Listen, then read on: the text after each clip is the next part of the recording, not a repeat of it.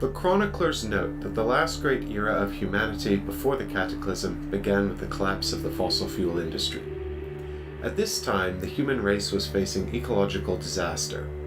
This led to the exploration of new energy solutions and ultimately to great advancements in technology and the discovery of a revolutionary new energy source: fuel cells. The urgency of the environmental situation meant that the adoption of fuel cell technology was almost instantaneous. The Middle East, South America, and Asia were plunged into chaos as their fossil fuel-dependent economies virtually disappeared overnight. The chroniclers note that there was a long period of global turmoil during this time. In order to safeguard their citizens and technology, North America and Europe united into one great empire called the Fourth Rome. This was the beginning of the last great era. The empire prospered by harnessing the power of the fuel cell. Their defining advancement was the creation of self-sufficient autonomous machines. Equipped with state-of-the-art artificial intelligence, they were controlled by command centers with specialized safeguard systems. These machines performed all tasks within the empire, enabling its citizens to spend their time entirely at their leisure. It was a veritable renaissance. The chroniclers note that this period lasted until the cataclysm. The cataclysm refers to an event that begins a period in human history known as the Long Night. A meteorite, unseen and of a size unprecedented in planetary history, collided with the Earth. The results were catastrophic. Tsunamis turned lands to oceans. Fires devoured whole countries. Powerful earthquakes crushed mountain ranges. Soot and detritus swept into the sky and eclipsed the sun. The world fell into darkness.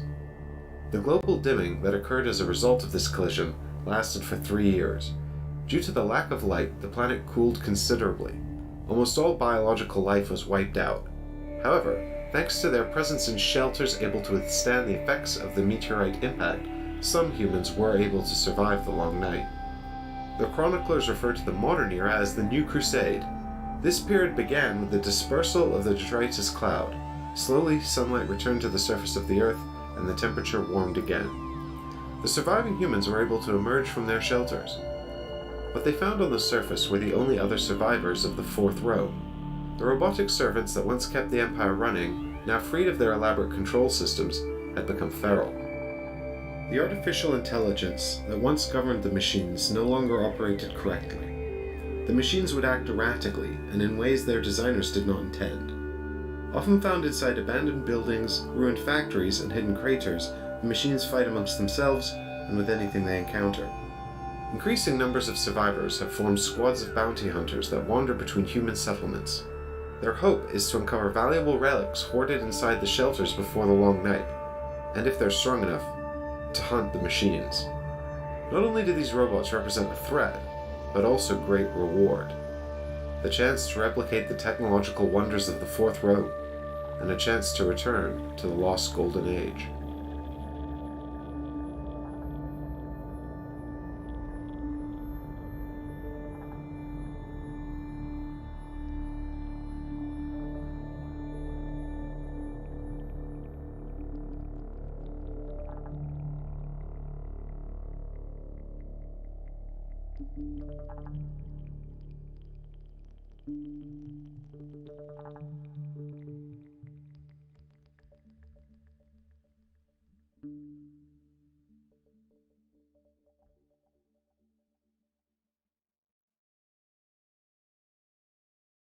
Hey everybody, and welcome back to Ready Steady Play, where we're heading back out into the desert to discover what's going on. In fact, we're not heading out into the desert, we're already there.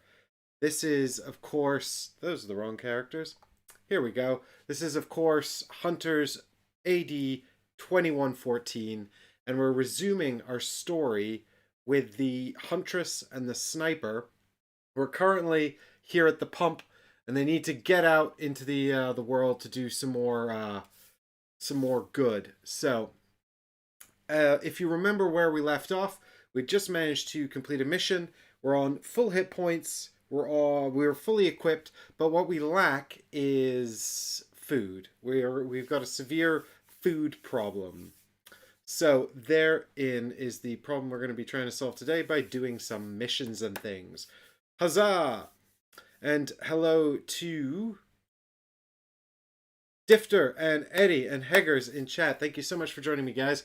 It's a pleasure to see you again. I know that the streams have been all over the shop recently, but that's because September's a busy month, guys. It's a busy month. All those New Year's babies have birthdays in September. So I guess we can say shout out to Ollie, who you know from the channel. It's his birthday today. Today is his birthday. Happy birthday, Ollie. So, but we did our celebrating already. So Moose Pete's here. Hey, hey, hey, hey. So one thing I'm going to do actually is we had a little story from last time. Here we got some quests at the main square. So I got to put those out. And what I'm going to do is I'm going to set up the quests that I could have done, but there's one quest that I still haven't set up. So this is to give us some opportunity to go and do those now. I'm not sure how on earth anyone is able to sort out any of these locations at all. But on your table at home, I've come up with a sort of a system, an ad hoc system for us to actually manage this on the table here. And we'll see if it works out. And hey, Carlos, thanks for joining us in chat. Glad you enjoyed the Dune solo mode.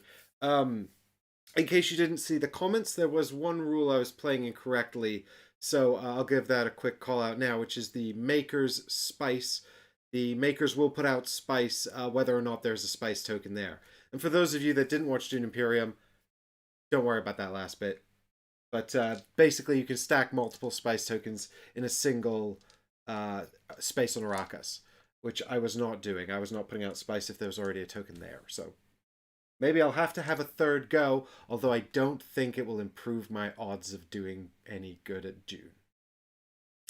Hey, with that in mind, I was just thinking it was a little quiet. Shall we have a bit of music? All right, you guys.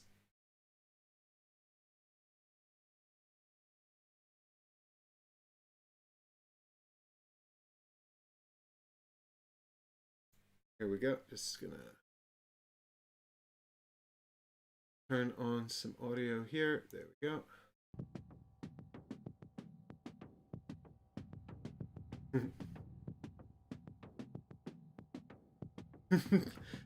Oh, Difter, I don't need to sell myself low, or indeed extol my skills either. Everything is readily apparent and cataloged on the internet for everybody to see. So I think our next mission actually is I'd really like to go and do vehicle breakdown, but I don't have a battery.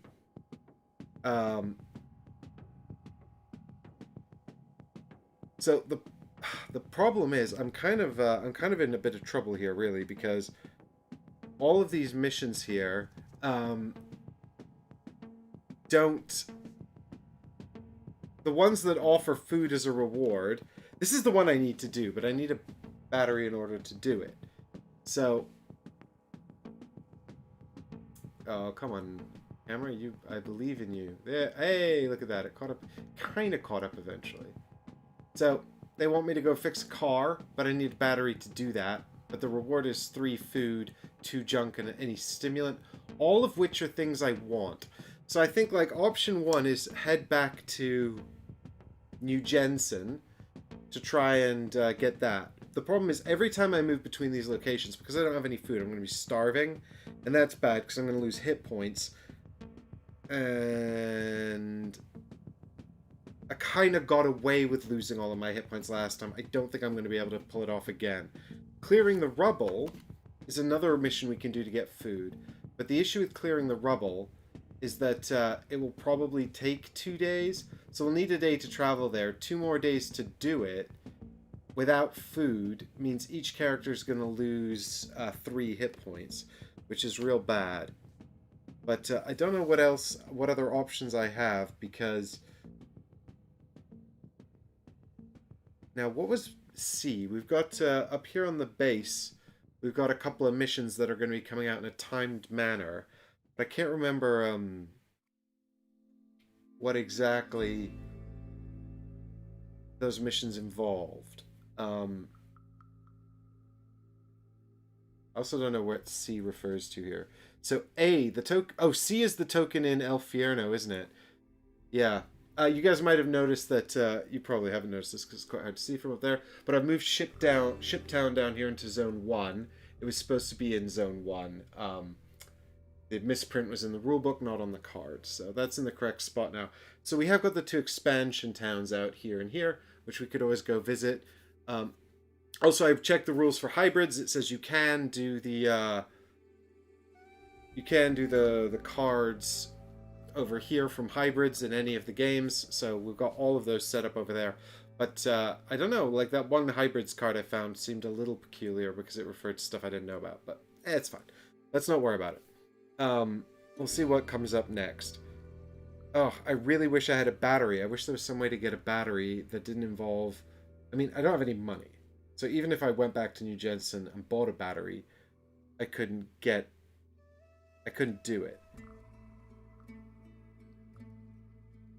Couldn't do the battery thing. So maybe we just take the hit point hit and go and clear the rubble. I mean, it's rough, but I don't know what else to... I don't know how else we're going to recover some food. 3 hit points is a substantial amount, though. You know, you don't want to be wasting that kind of time. It'd be good to work on the it would be good to work on the base as well. 407. Oh, that's main square. Oh, clearing the rubbles at the main square?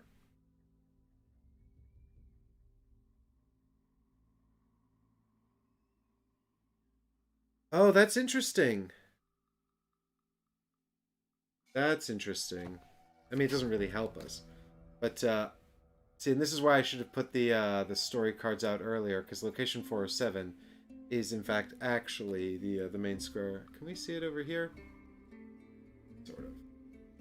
But, you see, it's 407, so that card should have come out here. This is why I should have actioned these properly when I drew them. Okay, and then we also have one at location 414. There's a lot of decks of cards going on here for me to manage, though. So, there we go. These are the 2 new locations from these quests anyway. What I'm doing is I'm just putting out these quest locations, which I should have done last time when I discovered them. So, we're going to put 507, story card 507, face down under 415. So this is another location in area Zone 1. We've got the pump there, the endangered plantation. Shiptown's over there. And we've also got... Here's the damaged vehicle that needs to be fixed with a battery. Just been abandoned somewhere out in the wild. We're going to put card 505 in.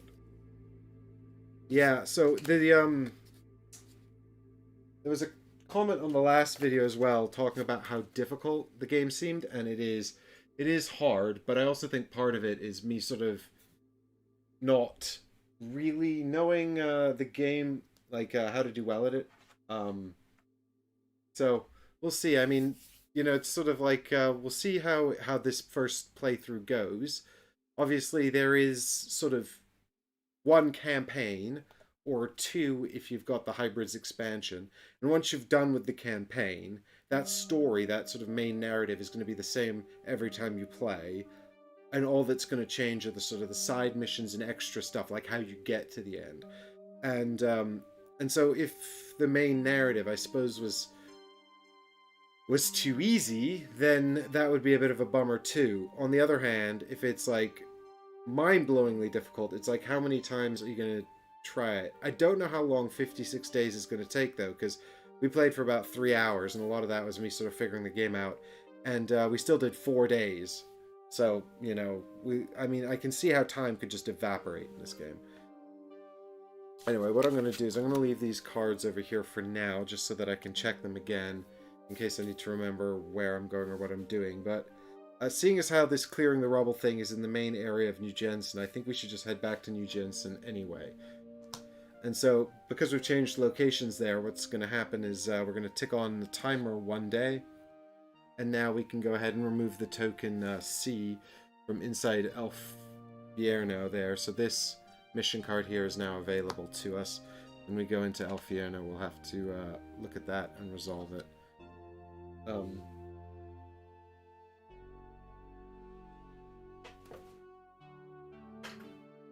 But that's not where we're at. Where we're at is New Jensen. So, I don't know, maybe I should just go to El Fierno then and hope that I can get some food there. It's level 2 though, which means it's probably even more difficult than the Zone 1 areas. But Eggers, that's pretty good actually, I enjoyed that. Egger says we just need to find somebody who's giving out free batteries. They should be free of charge. Dead batteries. They should be free of charge. Damn it, Eggers, I blew the joke. I'm sorry. I let you down. Okay. Do you know what, actually? Do you know what? I think I'm going to take a big gamble here and go to El Fierno instead of New Jensen. Because I've got something that's happening tomorrow in New Jensen anyway, which is the boxing mini quest becomes available. But now I can get on with whatever the main sort of plot in El Fierno is. We're probably going to get a whole ton of cards coming out here in Zone 2 now, so that'll be fun as well. But if we're going to visit well, the first thing that happens is 1 day passes, which I've done on the base tracker there, but because I can't feed my people, they both starve a little bit. So that's good. And because there's a face-down event card right on top here, we're going to have to resolve whatever this is. Walking through the crowd, you see a tall, thin man. The right side of his face bears an ugly burn scar. Oh, no, actually, the very first thing I have to do, I'm sorry, is to roll a die and see if I have to deal with an event card. Which I don't. Which is probably for the best, because I already started reading that next event.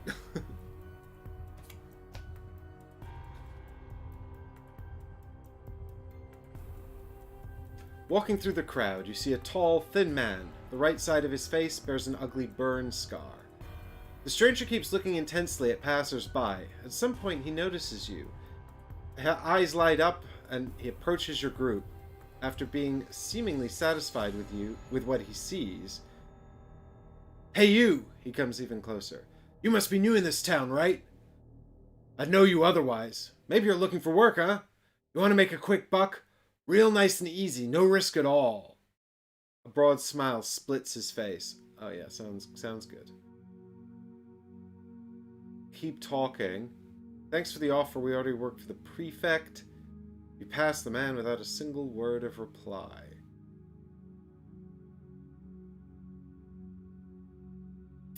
I'm thinking...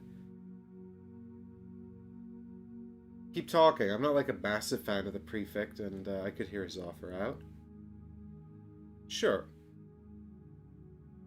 Yeah, keep talking. Let me know what's going on. I'll hear you out. Sir?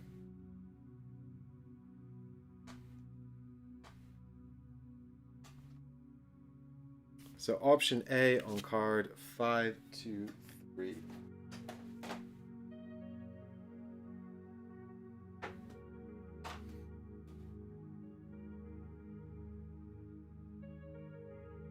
Okay, here's the deal. There's a stall with junk in the tech square. A peddler called Old Nag owns it. Recently, he started to make some advances to switch to my rivals, and that's something I really hate. He desperately needs a little beating. Maybe you could intimidate him and destroy some of his wares. And when you're done, give him Pole's regards. If you do your job well, I'll have some junk for everyone. Besides, it's good to have a friend in me, I assure you.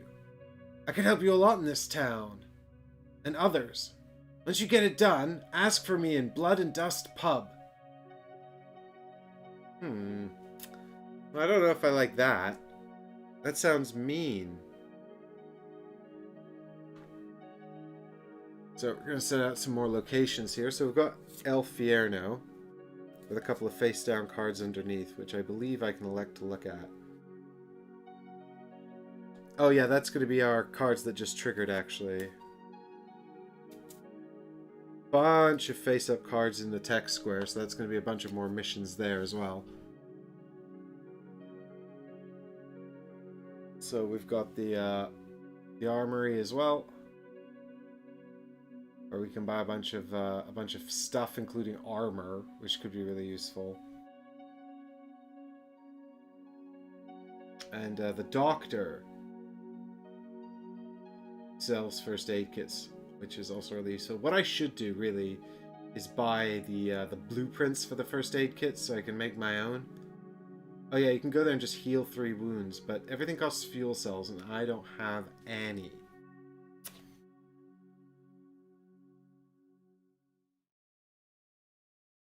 Okay, so we get card 527.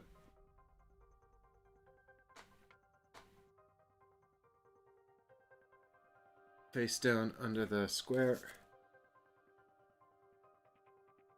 And set up location 402 as well.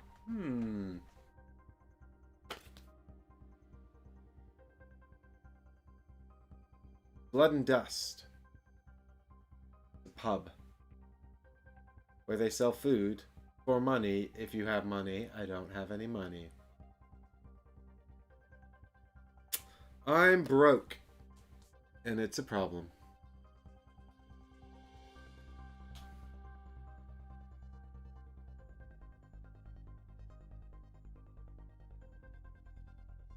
I feel like, aren't these cards, the 5A and 5B cards, aren't they supposed to be in the tech square?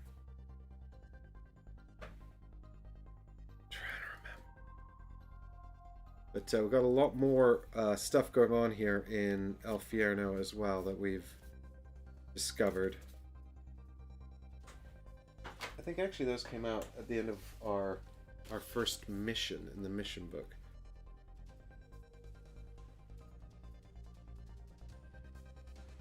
Yep, 410. Yeah, they're supposed to be in the tech square. Oh, that's my bad.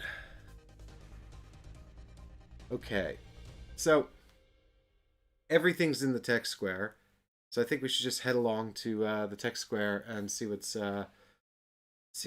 available to us over there. Seems reasonable to me. There's also we can buy junk, we can buy batteries, firearms, you name it, and they might have it. They've got some stuff. The battery's 4. We had the laser devices. These are all like sort of bits that are used for building stuff and crafting and all kinds of things. I don't have a massive... I don't have any blueprints or anything yet, so I can't craft anything with them yet. But we could maybe get the blueprints for the medkit. Is the medkit made at the workshop? I don't know, but we can find out using this handy sheet right here, which will tell us where the medkit's made. Oh, it's in the lab. Well, I can build a lab for just 1 junk, so... Yeah, I picked the workshop, and I think that was a bad idea. I should have picked the lab. I didn't really know what I was doing.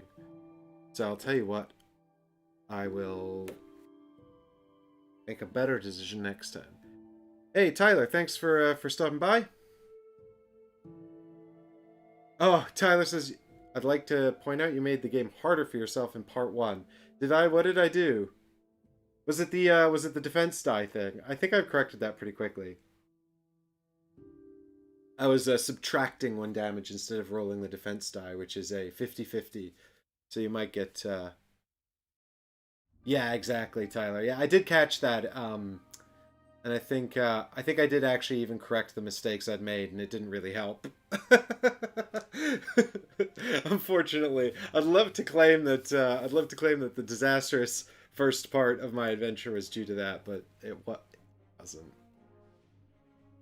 It was actually due to my I think uncannily bad rolling for myself, and really uncannily good rolling for the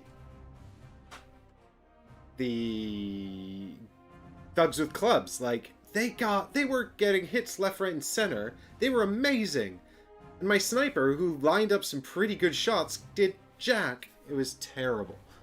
I also need to get some armor. Not having any armor is pretty crippling. So, we're heading over to the tech square, which means we're going to have to roll to see if we draw a town card. That looks like we've done it. Nope. No events. And you know what? In a game like this, that makes me happy. There's no chance anything can go wrong. So, I'm just going to quickly check in the rulebook with the if there's a priority between face-up and face-down cards, or if we just go through them in order.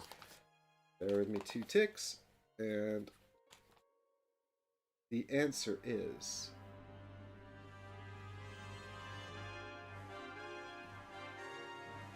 So, if it's under a card, we can resolve it, or choose to leave it for later. If it's face-up, we can read it without further consequences. So if it's face-down, we have to choose whether or not to resolve it. So I think what we've got here are... Yeah, we've got these 2 cards here, which are the next part of the quest, so to speak. I think this is the speech from the priest of the frost god. This is the quest that we're just given by Pole. And then we've got a bunch of quests here, which I think are all just going to be sort of like the same kind of thing we found in Main Square. Yeah. So I guess let's have a look at this and see what our options are. Is there anything that rewards food? Nope. But money is also food.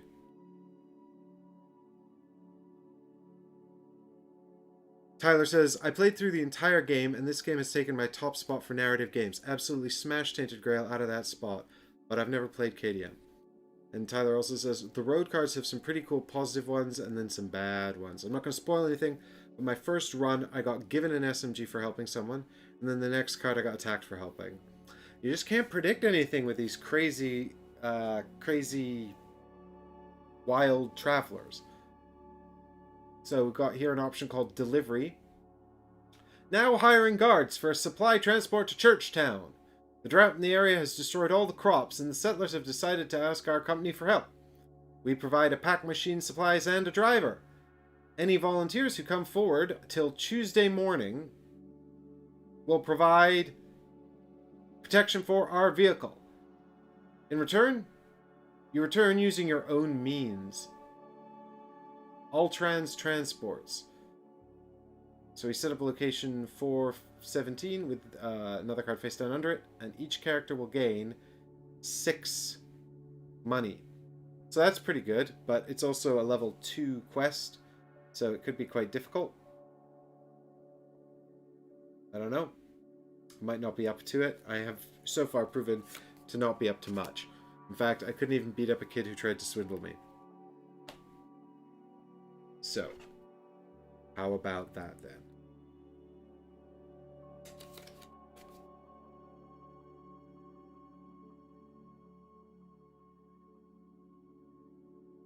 So it says here, set up 417 and under face down.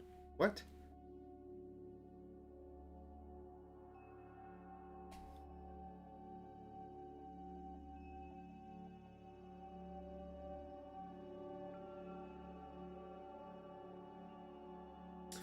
This is not precisely good.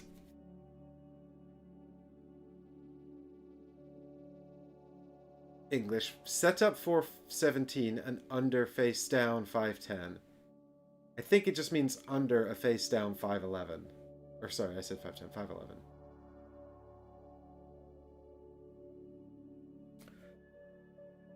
Yeah, because if it was the other way around, It'd say under 407, place face down, like this. So, not super clear, but never mind. We've puzzled it out. So right now, all we're doing is sort of setting up missions and things, which is kind of fun. I like all these sort of options and things. So here's Churchtown. Doesn't look particularly exciting. There might be more to it once we get there. At the moment, you can buy food and junk. And that's it. But it's going to be under 511 like this, and we're going to put this out here. There we go. So you can go over there to do that quest if we so desire. I've got no room for Zone 3, so nobody go tell me to go to Zone 3. Okay, we've got Nocturnal Predators. Last night, in a pen close to the outskirts of New Jensen, about 5 miles from the western border of the town near the route to Tree Haven, all of the animals were ripped apart. I'll pay a pack of cells and an old generator XP30 for tracking down and killing the intruder. Mark Hammond. So set up 413 and under face down 516. Each character will gain 2 fuel cells and 3 junk. I mean, that's pretty good.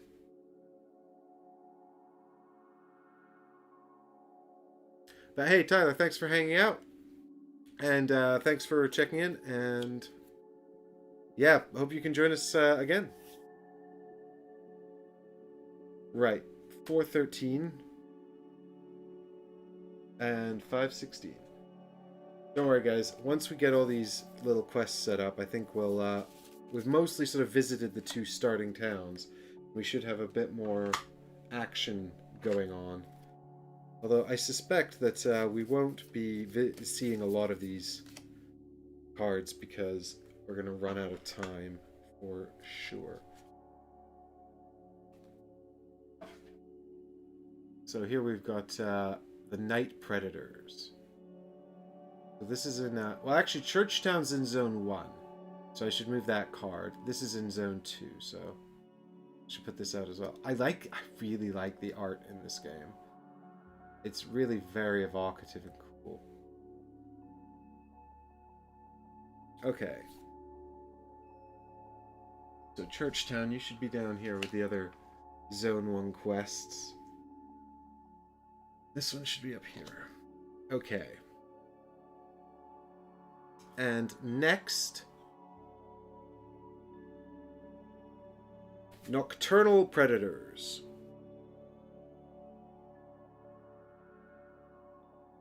Last night, in a pen close to the outskirts... Oh, I just read that one. Oh, I got confused because it's gone from Nocturnal Predators to Night Predators. That's fine. It means the same thing. Contest! Come on Saturday to the Tech Square and join the Tug of War contest. You may enlist with your crew and face other strong men. Well, I'm strong women, and I think I could win this. The contest is sponsored by ASIN. The company will refurbish the winner's home. Don't wait, enter event today. Number of contestants limited, no entry fee. The contest will last for the whole day. Under 410, place 545 with D on it. And so 410 is the Tech Square. Place D on the day's tracker 2 days from now. Okie dokie.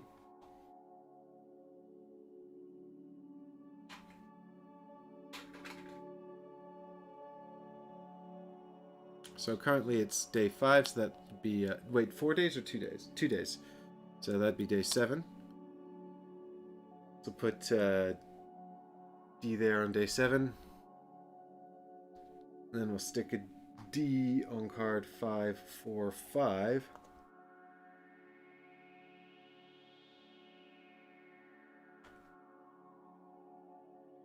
And...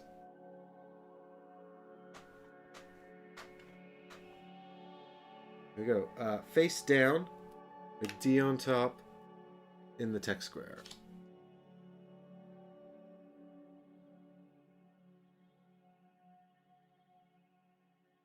Okay.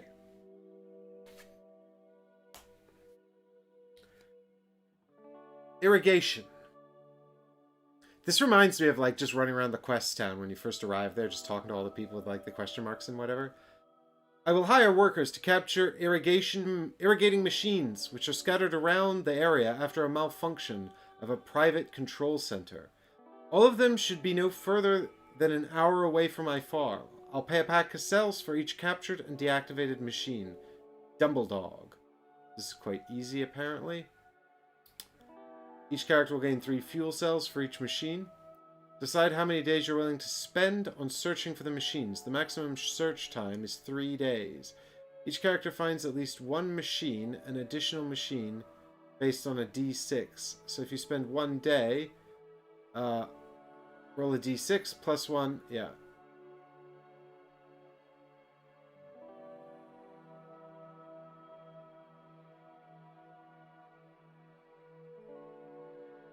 Okay, I can only assume... Wait, what number is this? 542.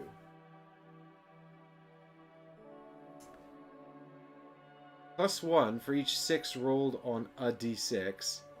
Plus 1 for each 5 and 6 rolled on a d6. Plus 1 for each 4, 5, and 6 rolled on a d6. That makes absolutely no sense whatsoever. No matter...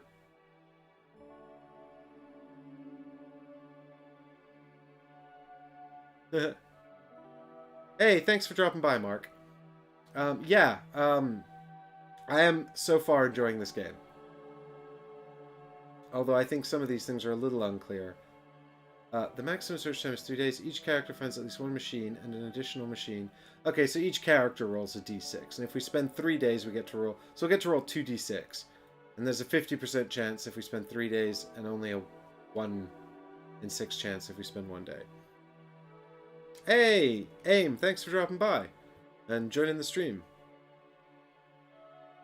Okay, so that that's just going to stay at the text square up here. So yeah, that'd be an easy way to get cells Heggers, I think. Like, we could just go and do that. But it does take time, and we are starving to death, and that's a problem. We've also got materials. We're looking for building materials to decorate a new store. The following items are required. New lights, shelves, and optical instruments to test our products. Anyone willing, please deliver the materials to the following address. We offer gift cards to redeem at our store or other friendly businesses. You won't be disappointed! Nick Trent, the owner of the gun store in New Jensen, next to the Prefect's Bureau. I like this post-apocalyptic address. Gun store in New Jensen, next to the Bureau. Requires 2 light bulbs, 2 junk, and 1 optics. Under 408, place card 547. The work will probably take 2 days. You will gain 20 fuel cells, which you must spend on card 408 or 411.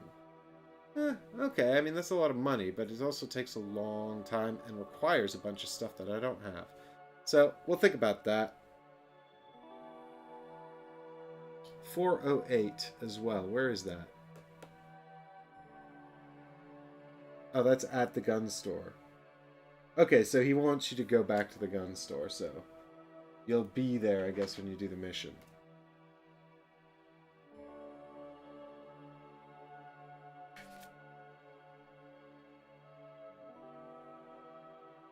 Hey, Andrew. Thanks for checking in.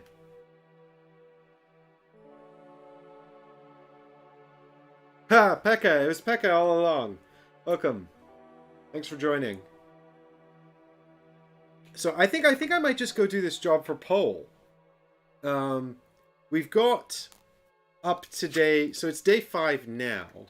And we've got up to day 25 in order to complete this sort of... This is the next step in the main quest. So we've got until day 25 to do that. So I think sort of in the interests of making sure that I'm ready for it when it comes up, we should probably do this one here, 527, which is the one that Paul just asked us to do, because we are in El Fierno. So if I do this, and it'll probably just be a fight, if I can win it, and fingers crossed I can win it, because I really, really need to win it, then I can head over to Blood and Dust and just, you know, resolve that, and I won't lose any more days. So I won't starve to death. I mean, there are other missions here, of course. We just sort of read them all out. But the thing about irrigation, which is the easy cells, as Hager's pointed out, is that it takes time. So I'll be starving to death while that's going on. Materials takes time as well. I don't know how... I don't know if there's any here, actually, that are sort of relatively quick to do. That's kind of the problem, because I think everything...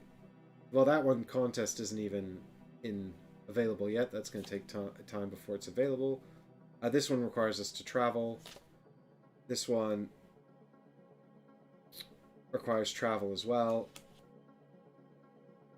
And then these are back to the ones from New Jensen anyway, which is not where we are. So I think, yeah, we just I think we just start with 527, see what happens. Hopefully, it'll be a fight. Hopefully, it's one that we can accomplish. Because so far I've kind of sucked. So. Because this was a face-down card that we've just flipped up, we now have to resolve it. One way or the other. You search the tech square for a couple of minutes and find the peddler people called Old Nag. Nag is standing next to his stall with a similar but younger man.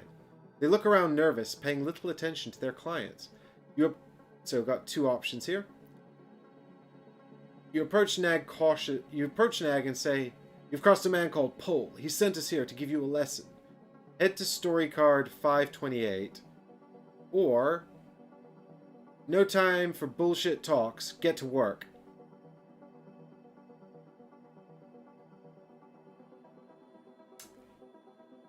I'm inclined to just get to work and go straight to the quest.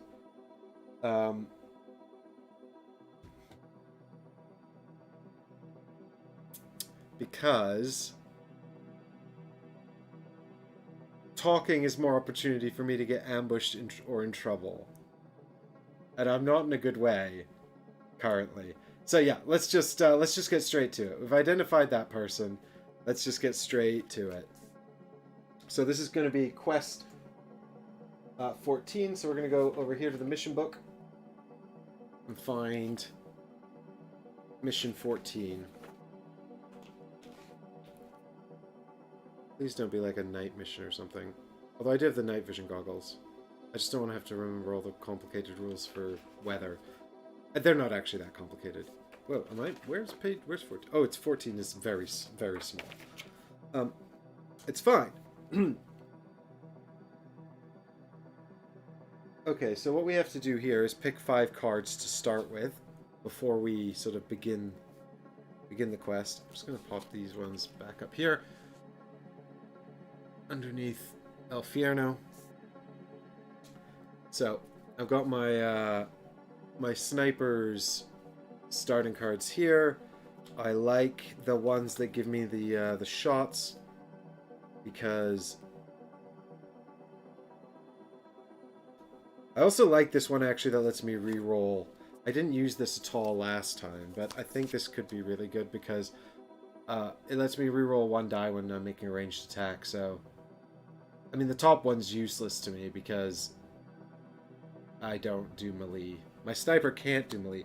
The Huntress, now that she has the rifle, can actually make melee attacks with the rifle. They're not very good, but at least she can do it. I mean, you can make melee attacks with your fists, but they're so bad you might as well not bother.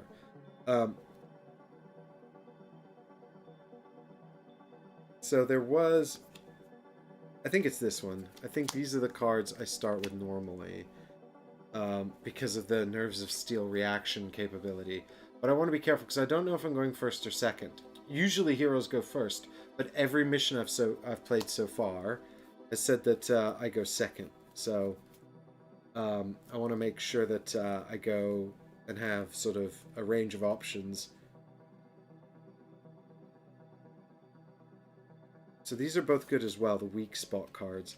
So maybe what we do is we put in 1 advanced, 1 jump attack, and 2 weak spot cards. I actually get 5 cards, so I don't know why I just took one out. But we should take one of the cards that lets us move 2 spaces, because that's really useful. I mean, we've got advance anyway, but we kind of want to keep that for the Nerves of Steel part. We can take this one. It's also got surprise attack on it, so that lets us attack and use a enemy's armor on the flank. I don't know what their armor is going to be like, so maybe this will actually be useful this time. So these will be our 5 starting cards for Sniper, and then we can just shuffle these up and form the rest of her deck. Andrew Knight says, how does this compare with Arkham Horror LCG for narrative goodness? So, I mean, I haven't played a lot of Arkham Horror LCG. I've only played the core set and the first big box expansion, the Dunwich expansion. I think that, I mean, they're both very heavily narrative-driven games, and this part, actually, with the locations, this part over here feels quite similar, because you're moving around on cards and flipping over text and things like that, or reading quest cards and things like that. So that feels quite similar, but I think that's where the similarities end, because, I mean, although there is a bit of deck building when we level up our characters, we're going to get to add cards to these decks here, which will be fun. I'm looking forward to that, but it's not to the extent that you do that in Arkham Horror. You know, it's much more limited in this. And so this of course has a whole miniature skirmish element. It's not as in-depth as Gloomhaven or anything like that, but there is a miniature skirmish element as well, which you're about to see with this mini quest here. So, I mean, that's good. Okay, so the rifle is best, actually, at quite close range as well. And we could probably have something... I mean, melee attack 1 is garbage for us. Our melee attack is not very good. It's based on our strength, which is just 1. So we'll have 2 dice in melee, which is okay, I guess. But,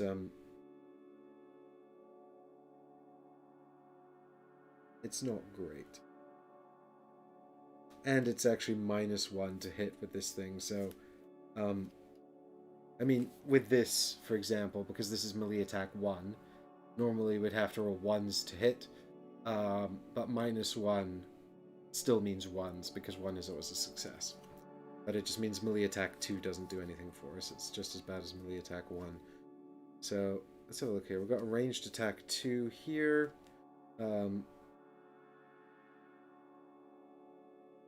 I need to make some frag grenades for the Huntress, because she's got this detection enhancement that adds a dice when performing a ranged attack that deals explosive damage, or area. I think that's area of effect, actually. Let me check the iconography guide. It is, in fact,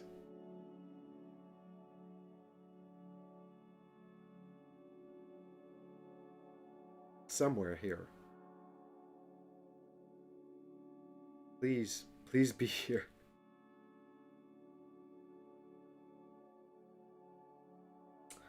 I can't see it. Where's the funky explosion? Oh dear.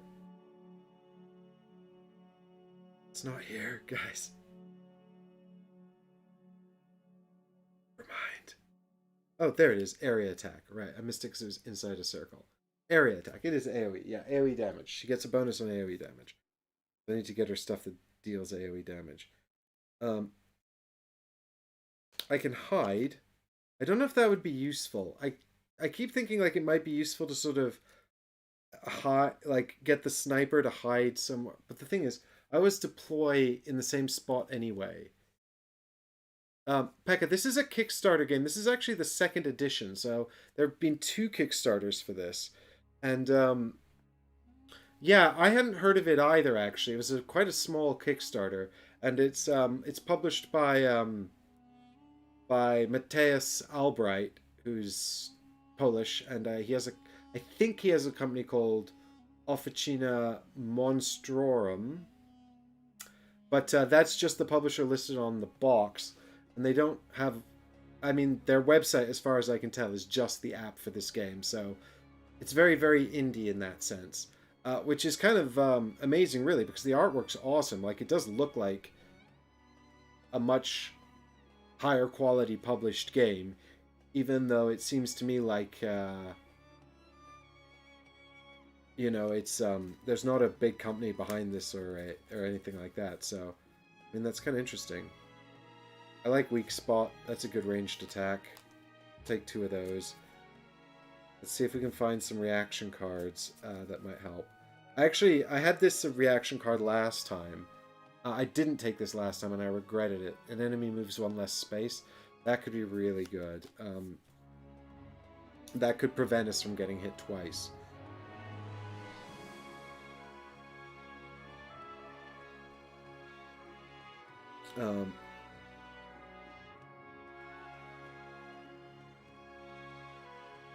So we've also got this crowded ability, but that's really not that useful unless we put a bunch of armor on the sniper or something.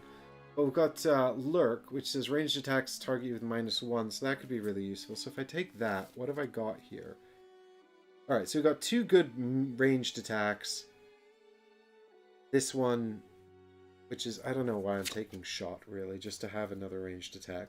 I should have one that moves me 2 spaces. This one could be useful, actually, because it's got the enhancement as well that says you can move after performing any action. Unless it was a move action. So that could be good. So here are our 5 starting cards for the Huntress.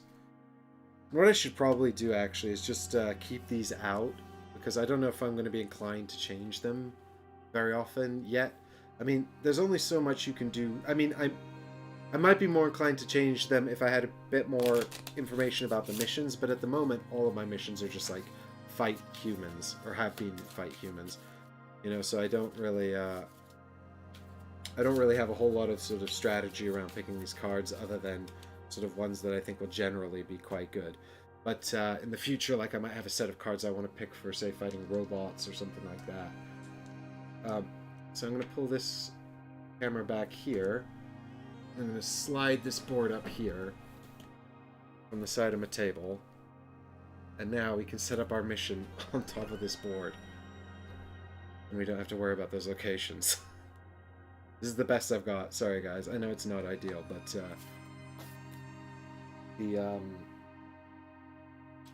there's no way I'm fitting all those locations and these mini missions on the table at the same time. So this is just one tile, fortunately. You run towards Nag's stall. Before you can reach the old man, his companion recognizes the dangers and draws a rifle from among the crates. He takes cover behind the stall and opens fire, shooting blindly in your direction. The crowd panics and disperses. You have a little time before local lawmen reach this place. You have little time before local lawmen reach this place. Okay. So it's just 2 enemies. I think we can probably manage that. But we'll see. So we've got to set up the sort of the main street here. We're looking for STR-04, which is, I think, on the back of this one. Nope, I was wrong. I'm sorry. Huh.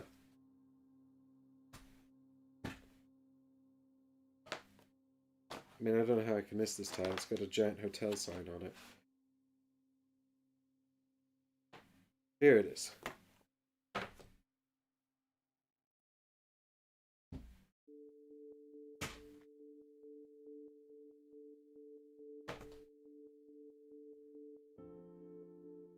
So there's our skirmish area. And our 2 heroes are going to deploy in one of these 2 spaces here. And you can see, actually, the sort of the size of the spaces is quite a bit bigger than you might otherwise expect, which I was surprised by. But then I realized it's, you know, it's because there's going to be a lot of characters. There could be a lot of characters standing in the same space, because some really like to get into melee. So I'll decide where Sniper and Huntress are going to go later on. But let's finish setting up first. So we've got an enemy here called Nag, and an enemy which is the young character Marauder with a rifle. We've also got Nag's stall here, which is a piece of junk. Let's see if I can find that token. It'll give me. So this is this counts as cover, and it's also this covers up the eyeball actually. So you see, there's an eyeball in this space, but this means that it removes that symbol and adds a different symbol instead. So you should normally just have two symbols per. Sorry, never two symbols per space. Usually just one symbol. And I believe I'll have to double check the rules, I think, for that. But so Nag is a bandit with a pistol, and then the young is a. Oh, Nag bandit with pistol is actually the name of the enemy type we're going to use. So we did fight some of those. We're actually going to represent this character with the shotgun guy. There's only 2 human miniatures, so we're sort of limited here in what we can use here. But so long as they're distinct, we've also got colored bases to help us out anyway. So where are my enemy cards at? They're over here. I think this is the first enemy with a rifle that we've fought. But we've got bandit with pistol. I've got that one already. And we've got Marauder with rifle. Oh, he looks a bit tough. I don't like the look of him. So Nag is bandit with pistol,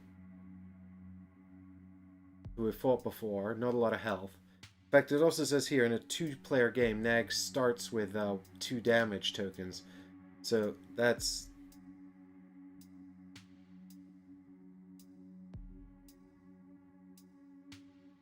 Oh, wow. So that's that means he's only got 1 hit point. And then we've also got here the Marauder with a rifle, who is the one helping out Nag. And this is a bit more frightening, this guy. He's got 5 hit points. He doesn't start with any damage on him either. And he's got a lot of armor too. So that's bad. It says here my mission objectives are to defeat all enemies. You can put a 2 damage on Nag to start with. And I should probably move this over so that you guys can actually see it.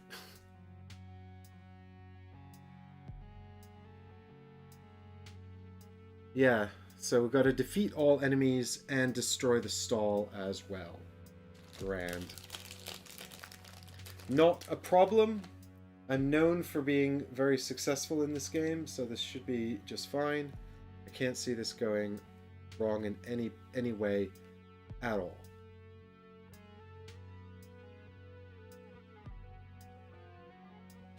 Not anything, any problems whatsoever. It'll be completely okay. I'm sure of it.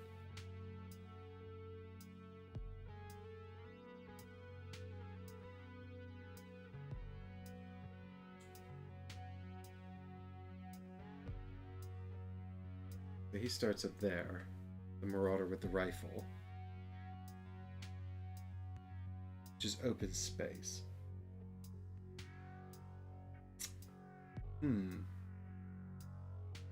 So, in order to destroy the stall, any character may perform 1 interact action while on the space with the stall. The enemies start the mission. I don't like that the enemies start the mission. That makes me upset. This is what I mean. This is my 4th mission or whatever. Every time the enemies get to start. That's so unfair. That's so unfair. Let's see if I can fix this just a little bit. There we go. So Nag doesn't have a huge amount of armor, but he's got some. The young has a lot of armor. and could potentially be a big problem. The Young's also good at melee. And I hate that they both get to start. This sucks. I thought I caught them off guard, but apparently not. Yeah, Difter, could this be the end of our Hunters AD 2114 playthrough? Well, the good news is I did bring some cards to help me deal with this. So let's double check. I think the rules here for cover, just to make sure I get these correct.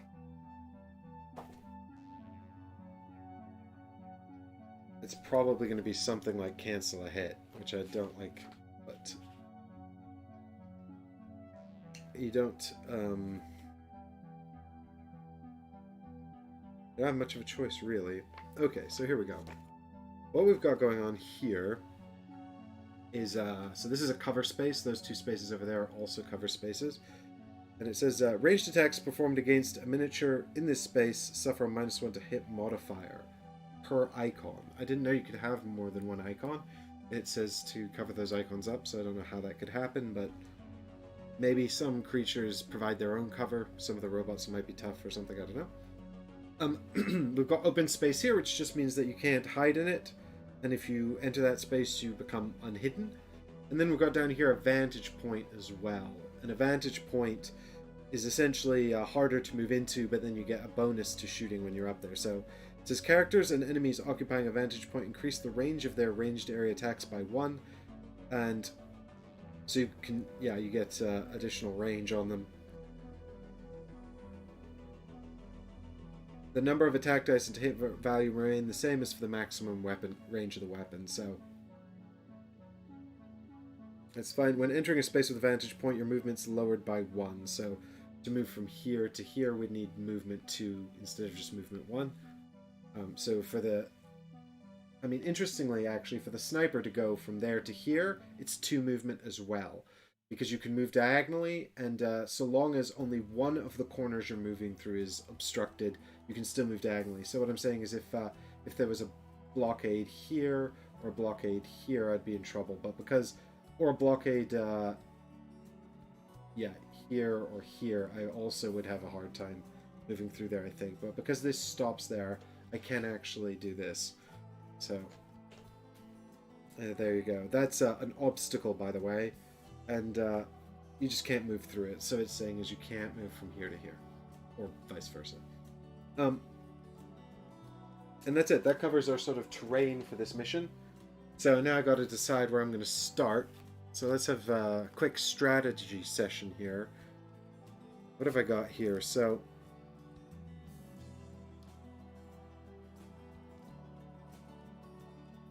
I mean, I've got, I only get 1 reaction per enemy turn. So I'm going to get 1 reaction card for each. I think it's per enemy sort of activating. So that's good. But I still would like more activations to shut down what they're doing, ideally. But I'm not, I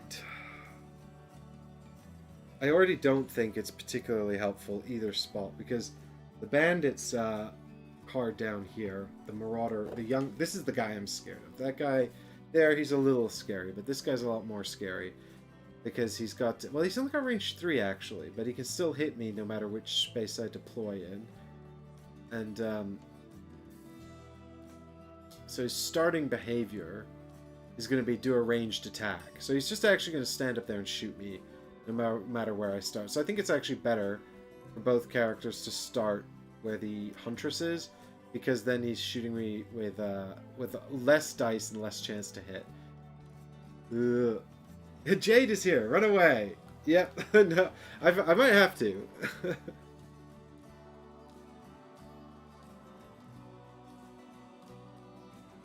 Yeah, so here we go.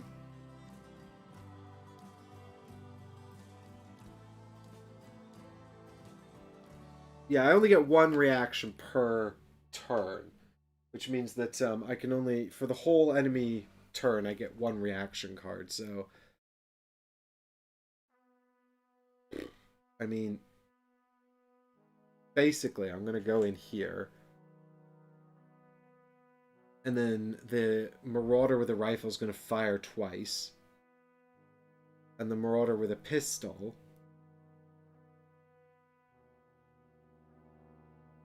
is actually going to fire and then move away.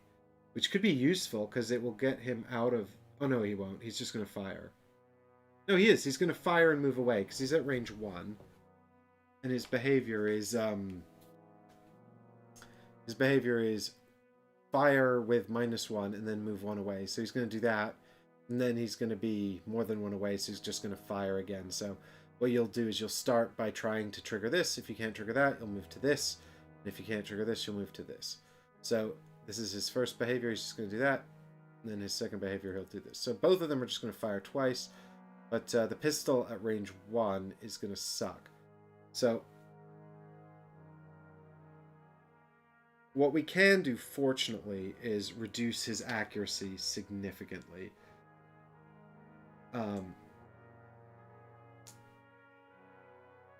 Although, actually, I don't know if we can use our lurk card here, which is what I was planning to use. I don't know if we can use this if he doesn't shoot the Huntress. That's her card. So if he doesn't shoot the Huntress, can we still use that card? Ooh. That would put a little... I mean, I'm basically just trying to work out if I have any chance of actually surviving and having a turn here.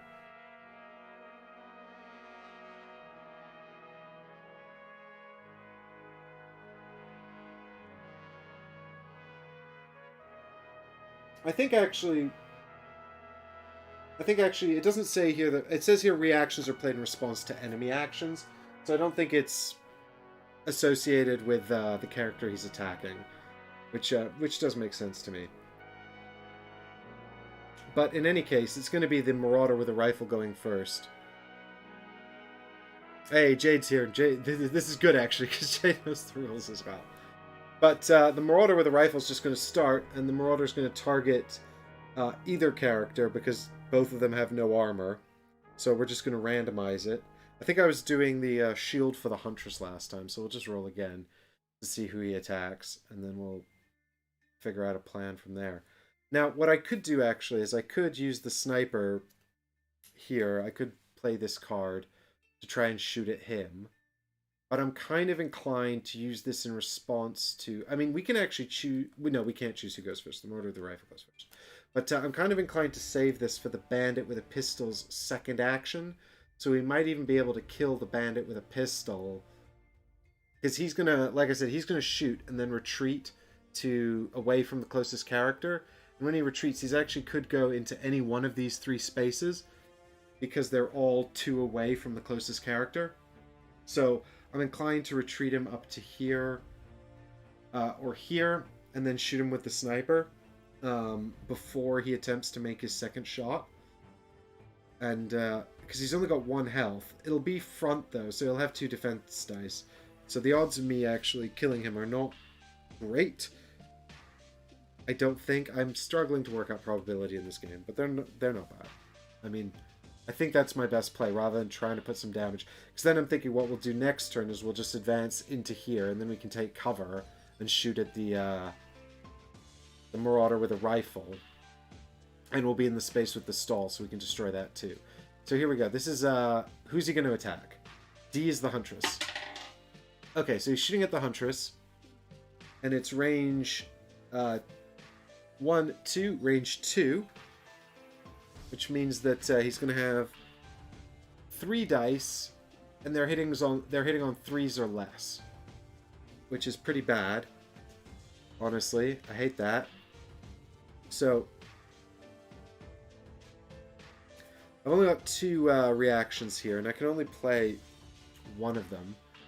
So the question is, do I want to try to reduce this? Or do I want to try to save this for the pistol guy? I think I might just let this one ride, so that I can use this card later, and we'll see what happens. Do you know what I'd love here? To roll Yahtzee. Jade says, I would reduce it. Yeah, but he's going to take a second shot, Jade. And the thing as well is with the, if I use it... Hang on, where is it?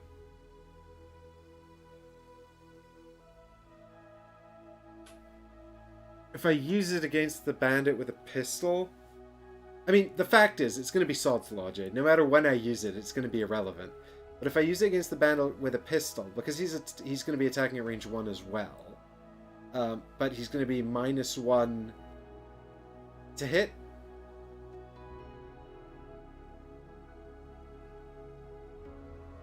Yeah, exactly, Jade. Do you know what? I think it's right. It doesn't matter when I use it. The only thing is that I have to not be dead. And the good news is, this first attack won't kill me, no matter how much damage he does. So, at least there's that. But, good lord, I'm probably going to be very close to death again. Alright, here we go. All the 6s, please. Oh, that's good! That's good, that's good! That's a 4, 5, 6! Hey, that's great! Alright, I'm already feeling better about this run. Okay. So, the youth with a rifle is going to attack again, or the marauder, rather. And he's shooting at the Huntress again.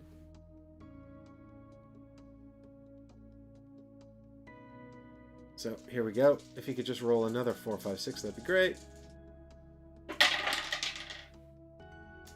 4, 4, 3, so 1 hit. So I take a damage. That, I got off that.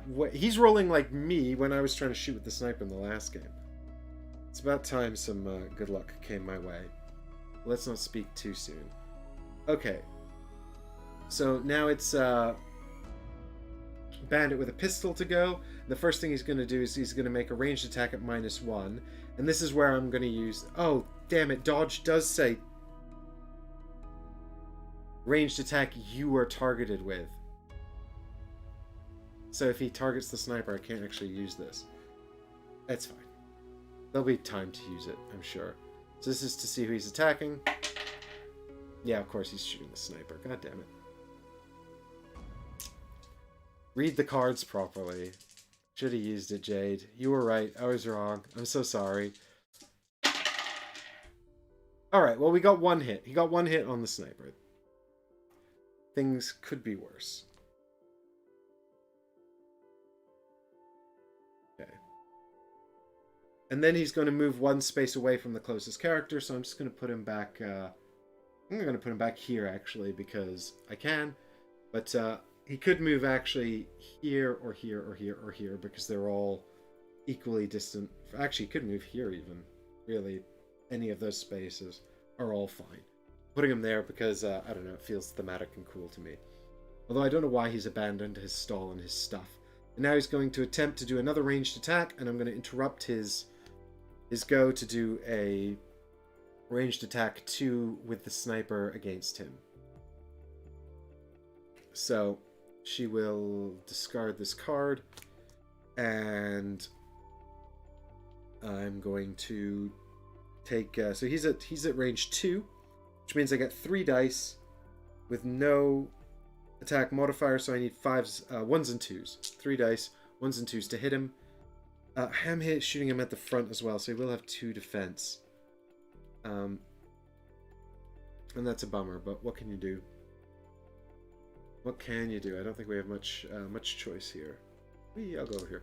So, here we go. Here's just hoping. Armor is just so crazy important in this game. Yeah, I really wish I had some. Of course, I need to get 2 sets, because if I get just 1 set, all of the enemies will attack the character who has no armor. It's like the way they choose their target is just who has the least armor. Oh, I got a 1 and a 2. That's 2 hits. Alright. So, here we go. Please, please, please, please, please, please, please, please, please, just die. That would be great. I could really use this. Boom! Super dead! Nice. Bam! Nag's out of here. 1 down. Now we just got to kill the hard one. But the good news is that that's the end of his turn. Their turn. And it's my turn now.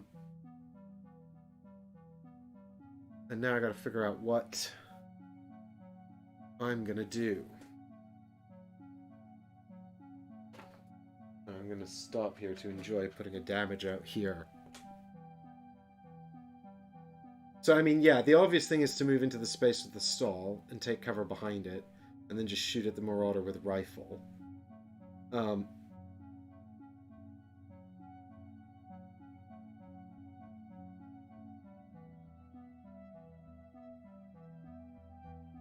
I don't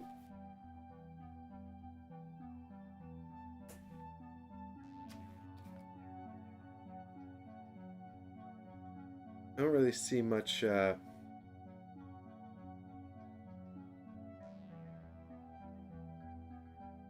reason to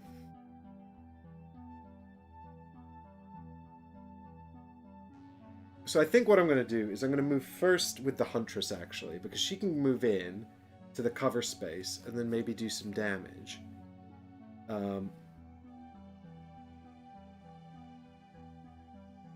mean, she can't actually move into the cover space and do... But what I can do, actually, is I can... what I can do is I can play Weak Spot and enhance it with Surprise. So what I'll do is I'll make a ranged attack 3 and then move 1 space after performing the action. Flank, less armor. Yeah, actually, that's kind of a good point. But also, I don't know, is it not just better to make more attacks? His armor's also 2-1-1. Hang on, I wrote out the rules here for enemy facing, because I've left him facing this way, and I don't know if that's correct. Or if he should have turned to face along the top. I mean, he was shooting into this corner, but he can't face diagonally. I think he just faces forward. I mean, it doesn't really matter to me, actually, which way he faces. But, actually, I should check where his spaces are for... So this is the first time I've actually really had to deal with this. As a, that is to say, facing and armor values. So it's exciting. But there's a chart. So, here's the chart. I'll show you guys here on the hand camera. So you can see here that the miniature's the blue square, and the yellow spaces are the flanks, and the green spaces are the front, and the red spaces are the back.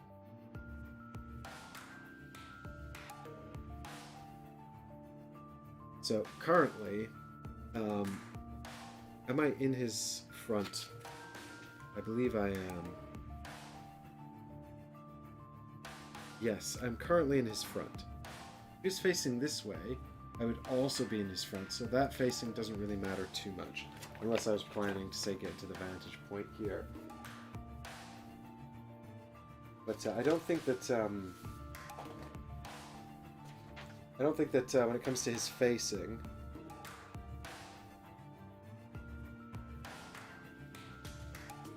Yeah, so I can choose, actually, which of the two facings he should have, so... I guess...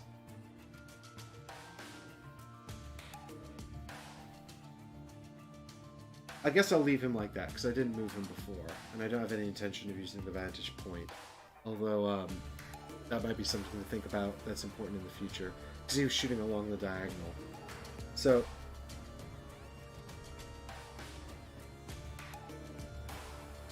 Yeah, so the thing is, with the Huntress here, I don't have any cards that allow me to move and shoot.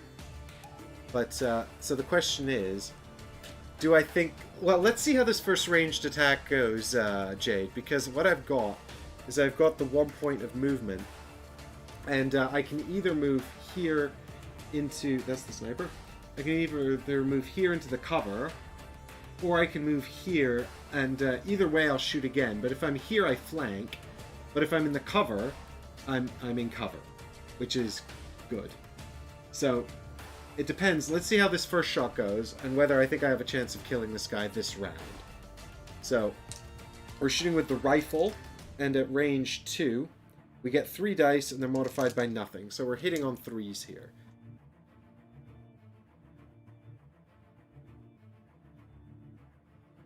So, fingers crossed. Okay, so it looks like we've just got 1 hit, which is kind of a bummer. And we've hit from the attack. Oh, I should have used my morale. So, here's his defense. So he takes 1 damage. So he's down to 4. I mean, that was pretty lucky. I think... Yeah, I think let's go for the kill.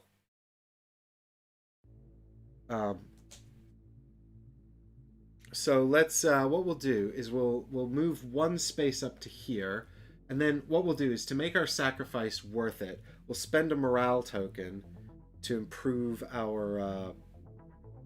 Because what I'll do now... So I've used up these 2 cards. What I'll do is I'll spend another ranged attack 3 card here. And then what I'll do is I will also spend a morale to improve the accuracy. So I'm hitting on 4s or less. So here we go. Oh.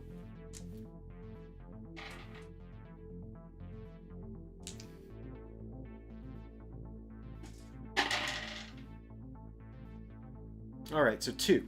2 hits this time. And 1's a 4, so that's good use of the old morale there. I'm glad that made a difference. Alright, here we go. His defense is just 1 die this time. So he takes 1 damage. So he's down to 3. So let's take a crack with our sniper and see if we can't do 3 more damage. It seems unlikely, but...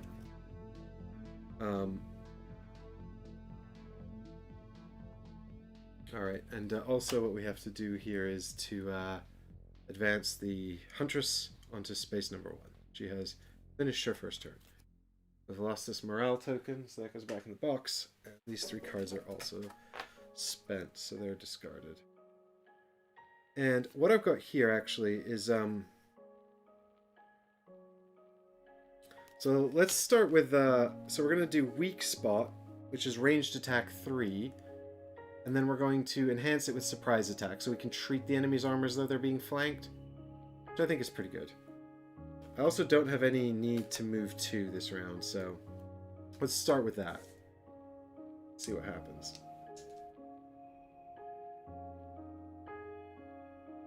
Threes or less. Just 1. Alright, here we go. Come on, come on! Yeah! So 1 more wound brings him down to 2. The odds of me doing 2 damage seem extremely unlikely. But, I do have another weak spot card. And I also have the anatomy enhancement, which lets me re-roll 1 die. So I'm going to take another crack at it with these 2. And see if we can't finish him off. You never know.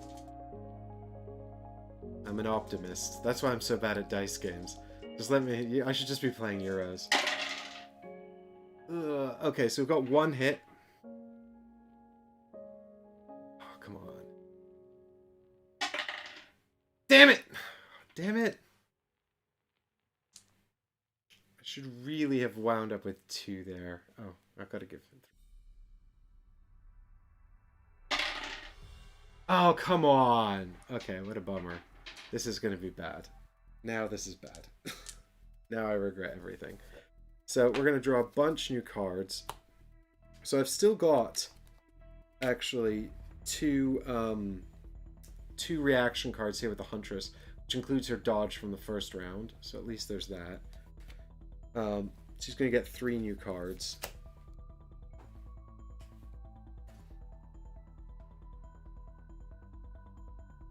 So we've got just a plain old move 2, which is not all that useful. But then we've also got shot, which has nerves of steel on it, so we can make a ranged attack against him. You never know. And we've got detection as well. So now, of course, I have the choice of, do I use dodge or do I use nerves of steel? The odds of me killing him with range 2 is extremely unlikely, but well, you never know. And 5 new cards for the sniper as well. Hopefully, we'll get some good reactions here. So, I'll show you. No reactions whatsoever for the sniper, so that's a real bummer. But never mind. Okay, so sniper moves on to round 1 as well. And now we're gonna go into round 2, I guess, with the enemies again. Yeah, and he's just gonna continue his behavior, I think. They're both still equally distant from him, so that's not really gonna change what he does at all. He's just gonna do 2 more ranged attacks. They're both 2 away, which is still 3 dice and 3 dice. So it's really just a case of randomizing who he attacks. So let's do the first one.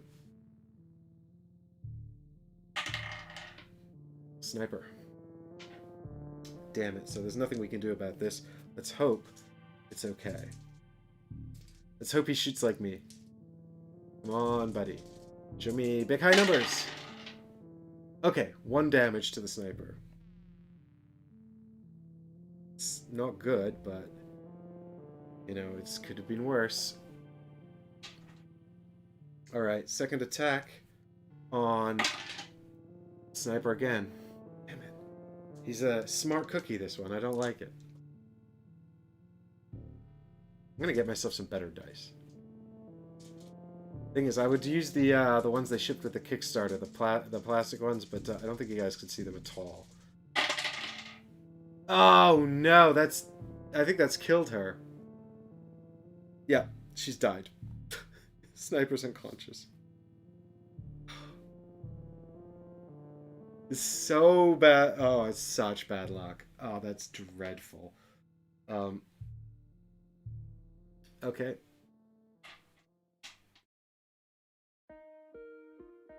Well, at least there's a doctor in Il Inferno. Thanks, Heggers. Thanks. Oh god, that's so painful. Why couldn't he have fired at the Huntress at least just once?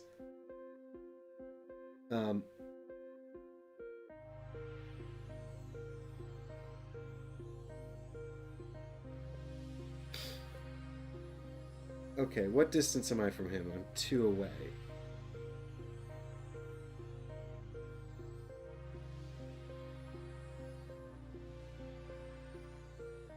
I'm 2 away, so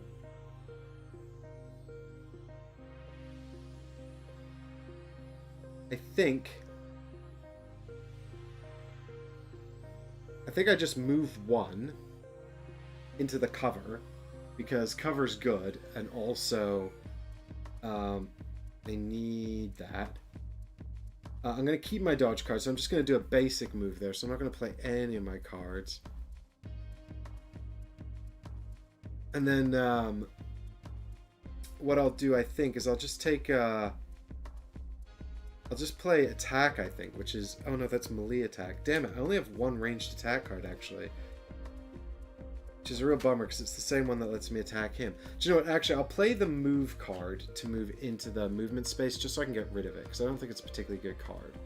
So I'll just play that to move into the space. We'll discard it. And then I'll play shot, which is just a range 2 attack. But because I'm 1 space away, I actually get +1, and I get 4 dice. So even though I'm not flanking him, I think the odds here of hitting are pretty good. Not hitting, but I mean, I could flank him, but then I wouldn't be in the space with the cover. And I think letting him have 1 extra defense die, is that better? No, I do need to kill him, so put me up here, actually.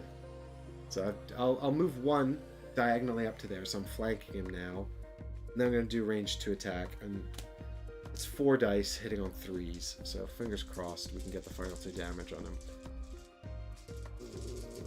Come on, roll like you roll for the Marauder, come on!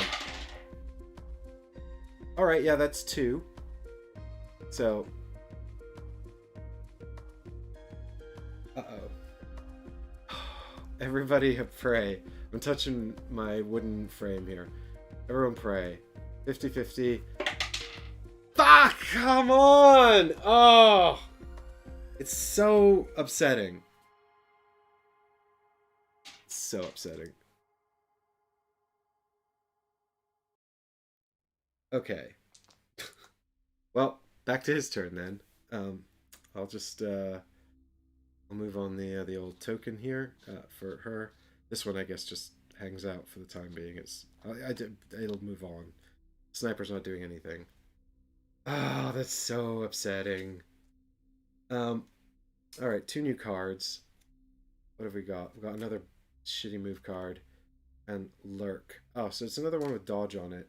That's the good news. The bad news is I don't seem to have any more ranged attack cards. Which is bad.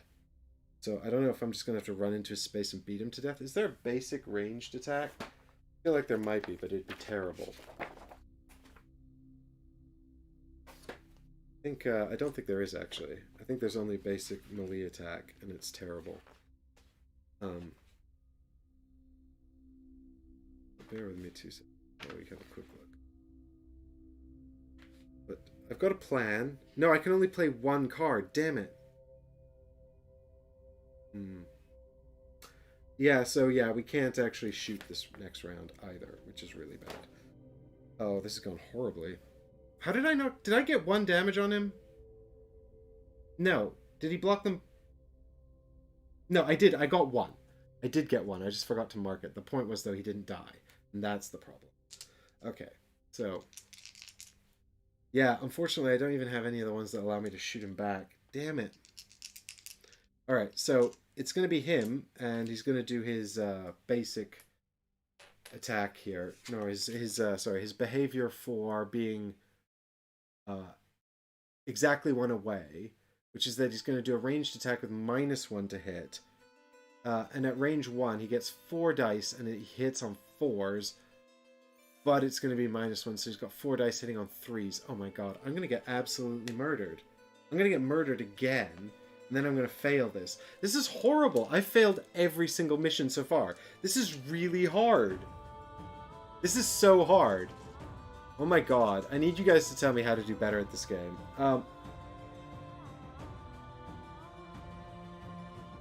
Right, so... Yeah, so this is where I play Lurk. So he's at -1 to hit. So he's hitting on 1s and 2s.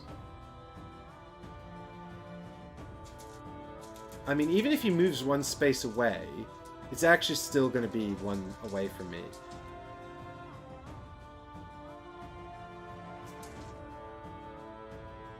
Armor. Thanks, Jade. I never had enough money for armor, though. It seems like I should have probably just done, like, the most basic missions. Well, at least you're consistent with it, mate. Alright, so one damage. Right? Because I said he was hitting on 4s, and then it's reduced by 2. Yeah. So, I'm down to 4 hit points remaining. 3 hit points. 1, 2. 1, 2, 3. Yeah. 3 hit points remaining. Okie dokie. And so then he's going to move 1 space away, and he has to move either here or here. You guys can't see shit, sorry. So he has to move either here or here, and I'm going to put him here so he's not in cover. Then he's going to turn to face me. I'll put him this way.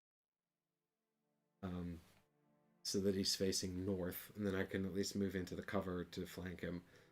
And then he's going to shoot again, and now he's going to have 4 dice hitting on 3s, which is basically going to kill me, I think. Have I tried not dying, Difter? Nope. Do you know what? I should have tried that. You're damn right. What a fool I was. I assumed that dying was a good thing. I should have inferred from the context that dying was bad. Alright, here we go. 2. I live with 1 health. Oh my god.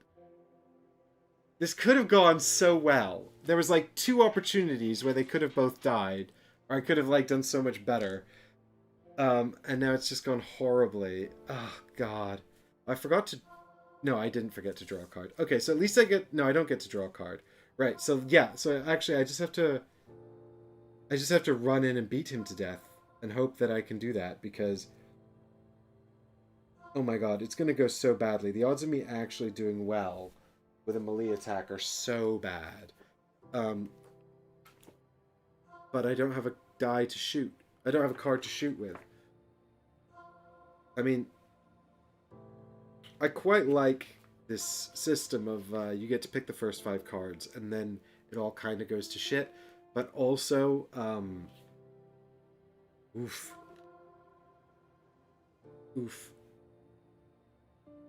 I'm just trying to remember what page the rules for morale are.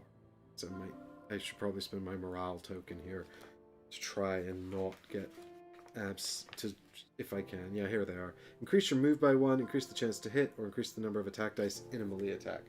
Alright, so basically we play jump attack, and then we attack, and then we try and attack again. So jump attack is move 1 space, and then melee attack 2. So we just move in here and melee attack him. Does anyone come to watch me succeed? Is it entertaining, Pekka? I'm so glad. I'm so glad you're entertained. So melee attack 2 against this guy is actually only hitting on 1s with 2 dice. I get 2 dice and I only hit on 1s. And it doesn't matter. Yeah, there's the only way... So I could have 3 dice that hit on 1, or I could have 2 dice that hit on 1 or a 2. So I'm going to think here. 3... Hang on. So that's 1/6 times 3. That's 50%, isn't it? 1/6, but 3 chances of 1/6 is 50%. Whereas 2 chances at 1/3 is 2/3, which is better. So I think. I don't normally do math. I don't want to do math when I'm doing a board game, typically. But this is desperate times. So I'll spend the morale token. I'm rolling 2 dice. I need 1s and 2s.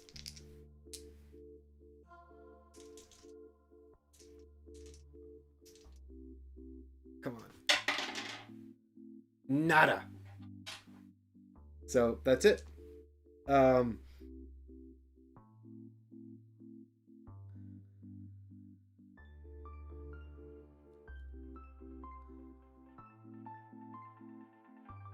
So what is the rule for the base? I'm trying to decide whether it's better to play this attack card or just do the basic melee attack. I think in this instance it doesn't make a damn bit of difference because my gun is really bad at melee. In which case I'd probably be better off keeping the card, because this one lets me stop the enemy from moving, and his gun is better than his melee. So I'd probably rather him stay, and then also he has to get away from me and I get a chance to attack him. So that's... But I do need to check whether or not I can use the basic melee attack to... Yeah, because basically it just sets my hit value to 1, but because my gun is -1 anyway, a hit value of 1 is for me is the same as a hit value of 2. The only difference is I can make it a 3 with the morale token, but I don't have a morale token for this one. So I might as well just do a basic melee attack, which is 2 dice, and I need a 1 to hit. And then I can save this one to stop him moving away with his first thing. So he'll attempt to do a parting leap, but he won't be able to. So then he'll just do a melee attack. And then he'll... Yeah, because basically this is his behavior, right? So he's going to... his first behavior would be to do a parting leap, and then he would get hit by me, and then if he succeeded, he'd then shoot me with his second action, with his ranged attack, and then he'd move one away again.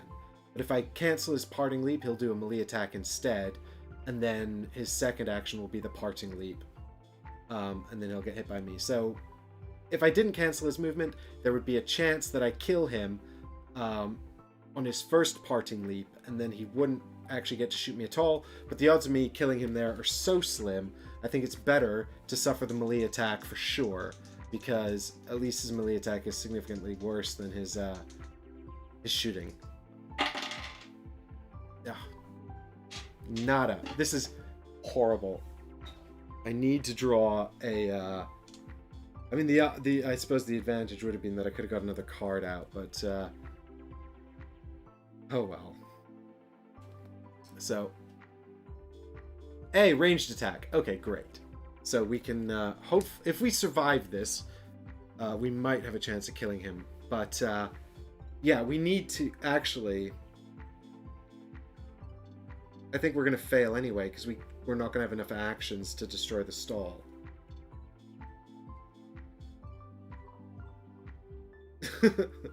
God damn it. Alright, so it's his turn. And he's going to, I did discard the, Oh no, I didn't discard the jump attack. You're actually right, so I get to draw one more card as well. I'd actually put... I don't know how I didn't discard that.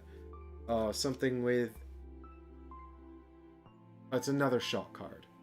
Fine.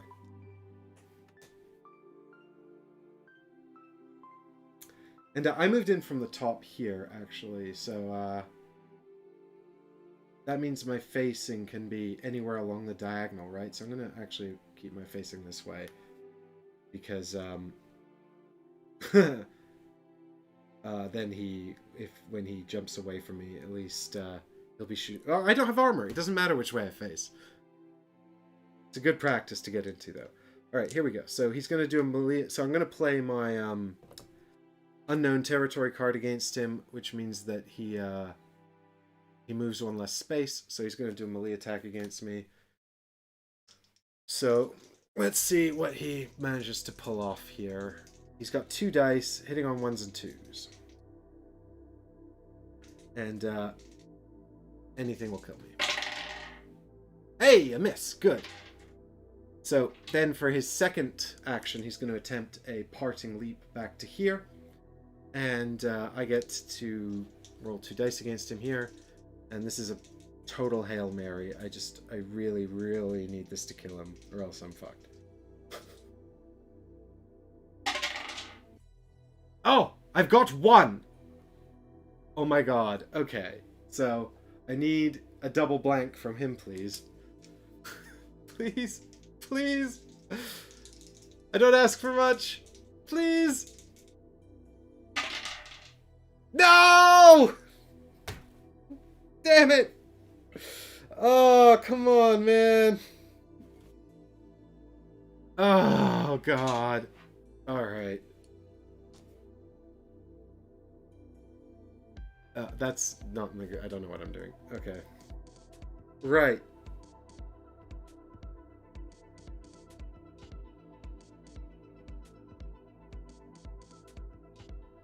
Yeah, because the problem I've got here is that I can shoot at him now, maybe kill him, but then I don't have enough turns left to... Then I don't have enough turns left to destroy the stall.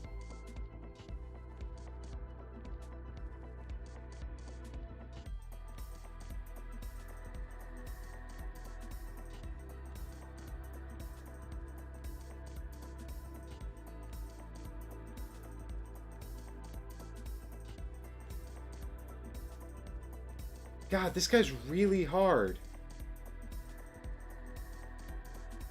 Really hard. Why is this guy so much harder than the vendor?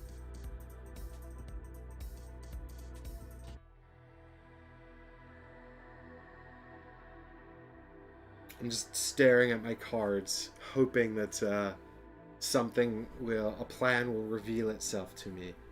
But it's not, and it won't, because there isn't a plan here. The plan is I failed, so I don't know why. I'm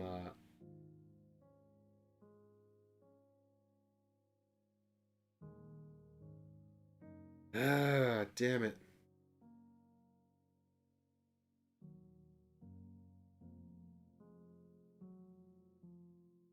On the space with the stall. Well, let's see if we can kill this guy anyway.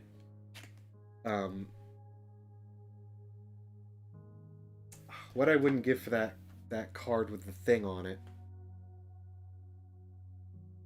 So we're going to do a ranged attack 2 against this guy. And because he's at range 1, we get 4 dice and we're hitting on 3s. I mean, it's awesome. Although I think I've tried this before and I failed anyway.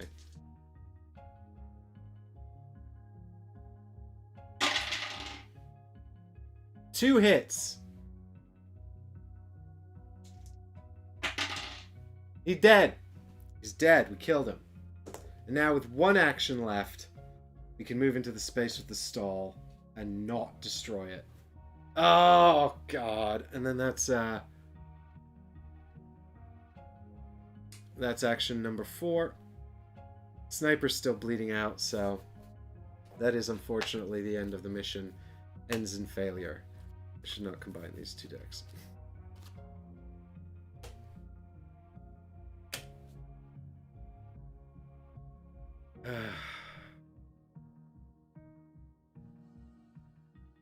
Small wins though, right, chat? At least we killed the bad guy. And so, at least we did that. I mean, we were probably the bad guys in this one. I feel like we were the bad guys in this one, but I mean, hopefully we'll get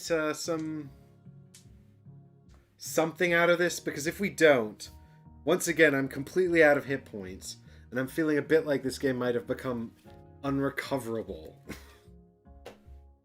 in its badness. So I'm gonna just keep these cards that I like out.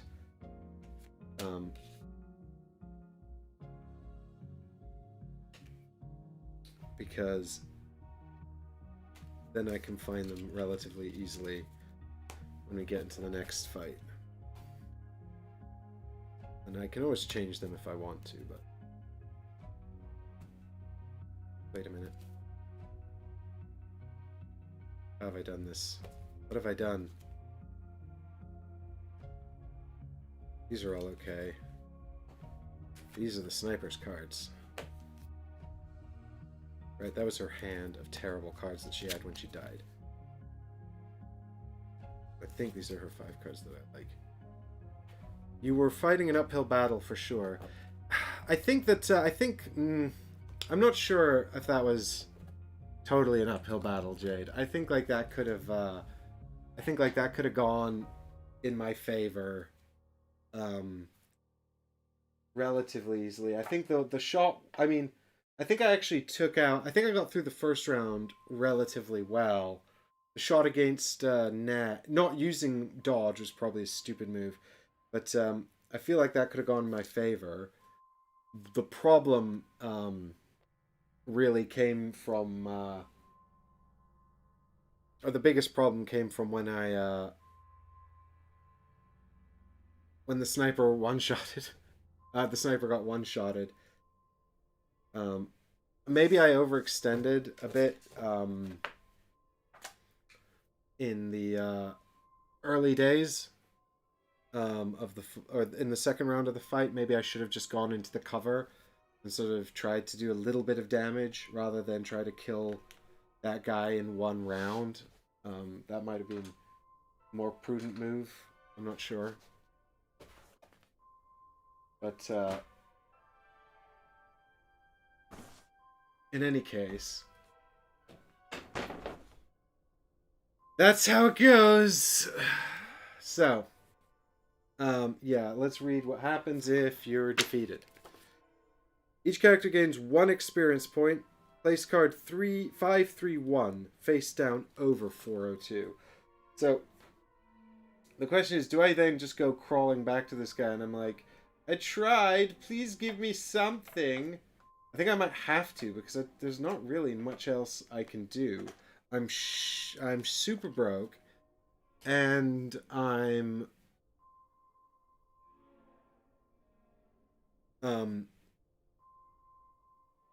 super broke and also, oh yeah, and one experience point. One experience point. This is real bad. I'm not gonna lie. I think this is going horribly.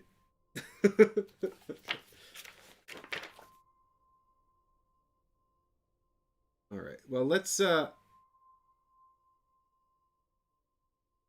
limp. Don't be proud. Beg like your life depends on it. Yes, Heggers, I think you're right. Let's limp over to Blood and Dust and see if we can't at least get some kind of remuneration. Yeah, the night vision goggles. What do they sell for? We assume that they're the same as night vision device. They sell for 3 fuel. So not even enough to buy enough food for 2 days. But we could sell them and then we could work for a day and get get some more fuel and just waste all of our 56 days just like working for minimum wage. And that would be great, wouldn't it? So here we go. We've headed over here, so I have to roll for an event actually.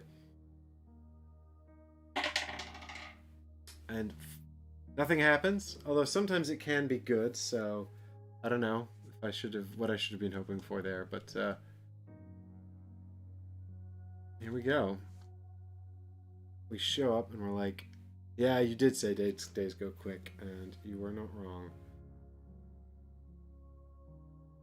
You barely open the door when you hear a deathly silence fall in the room. Paul looks away from you and says to the empty space in front of himself, "You're more than lucky that one of my men was supporting your action and finished the job for you. Can't you fulfill a simple order?" "Oh, come on. I did all the hard work. I killed 2 people. Your guy just smashed up some stuff. I had high hopes for you regarding you, but now you won't get another chance. You should be thankful that my men don't make you dig your own graves. Now get the hell out of here and don't ever cross me again." Discard the marker Pole's friends. Discard all the cards with tasks from Pole placed on the board. Oh my god, I got nothing. I don't think I have any tasks placed by Pole. I think that was the only one. Oh no, I have this one. That's the one I just did. That's fine. So any of the tasks that say Pole are gone. Because I blew it. Well, fine. You're a jerk and I didn't like you anyway, but also, you could have given me something? Oh god, that's so bad.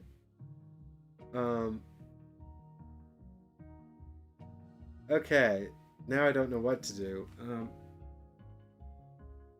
I have no money, I have no hit points, I've got basically nothing. If I go into combat, the sniper's dead, and I've got 1 hit point on the Huntress.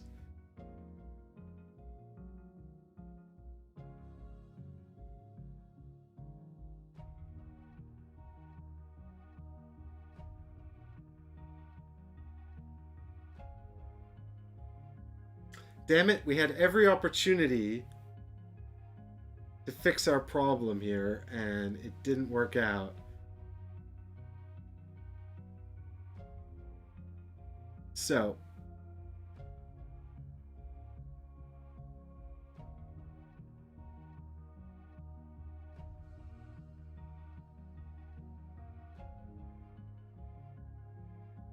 yeah, so I can't, I'm just looking to see if I can sell the night vision at any of the locations here. But I don't see anywhere to sell the night vision in this town. Oh no, I can. I can go and sell it at the armory. So I guess let's do that. We'll go to the armory, we'll sell the night vision. And then I guess we'll come back to the location we're in. And I probably should have done this more efficiently, Jade, so I had less chance of advance. But,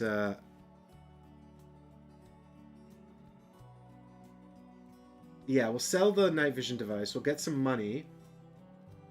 Then we'll go back to Blood and Dust. We'll buy some food. And then I think we're going to head over to the tech square and just do the irrigation mission and get more money.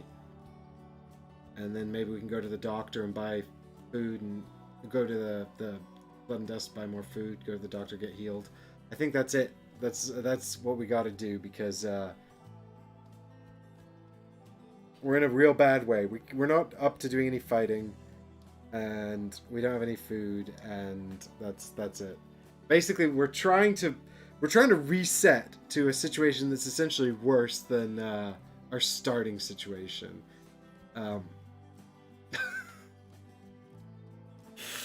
All right, here we go. I'm heading over to El Fierno, and the armory. Let's see what happens. So it's an event card. Please be gentle.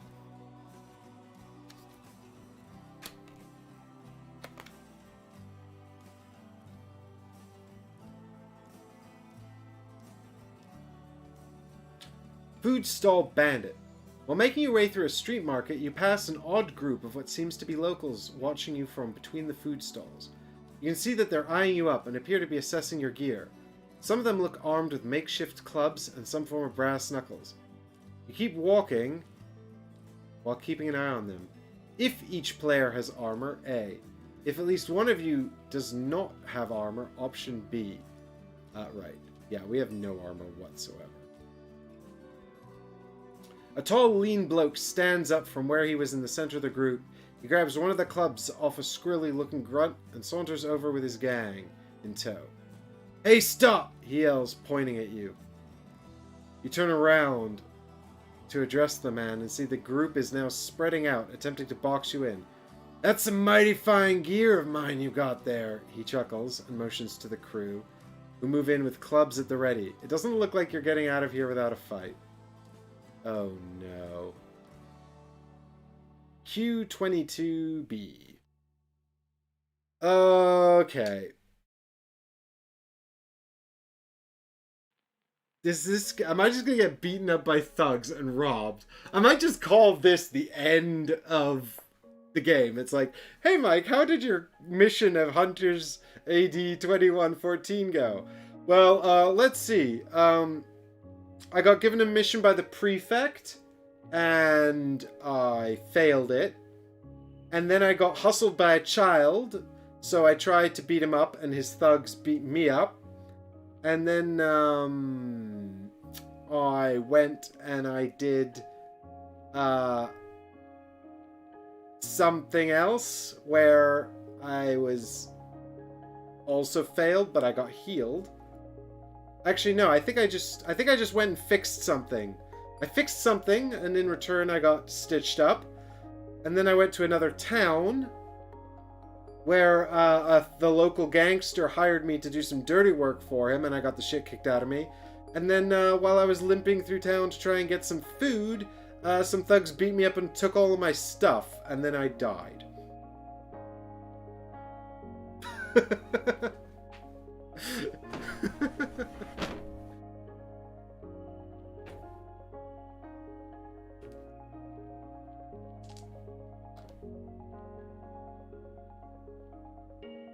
It's the grim apocalypse. Yeah, you can't help. I mean, you can't help but laugh, can you? Okay, SQ is Shiptown, I think. No, this is just regular Q though, so it's just a regular mission. This is just a core set with mission. So once again, it's up to the Huntress with 1 hit point to kill everyone. 22B. Yeah, so this is just sort of like a string of basically just bad missions. Okay, so in this mission, we are completely surrounded, and everything is bad.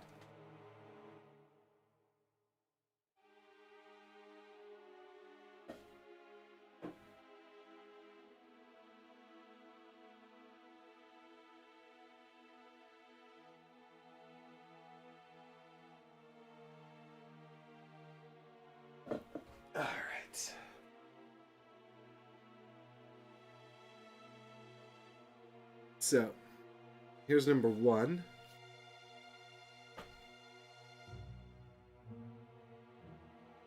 I mean, it makes sense. Like, the story lines up, right? Like, basically, here I am wandering through town, and I've had the shit kicked out of me, and I've completely failed in my mission. And then some guys are like, yeah, let's get them and just rob them of all of their stuff. I mean, it completely makes sense. It's just desperately upsetting. So Sniper is still bleeding out. I guess we're underneath this overwalk. In this dingy alley.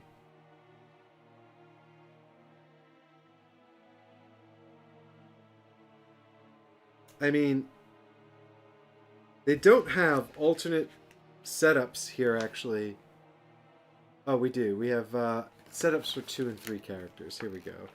I'm sure that this will mean that everything will be fine.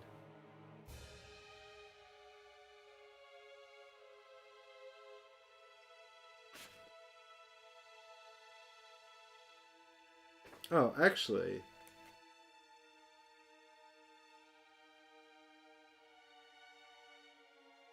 I mean, it's just 2 guys with clubs.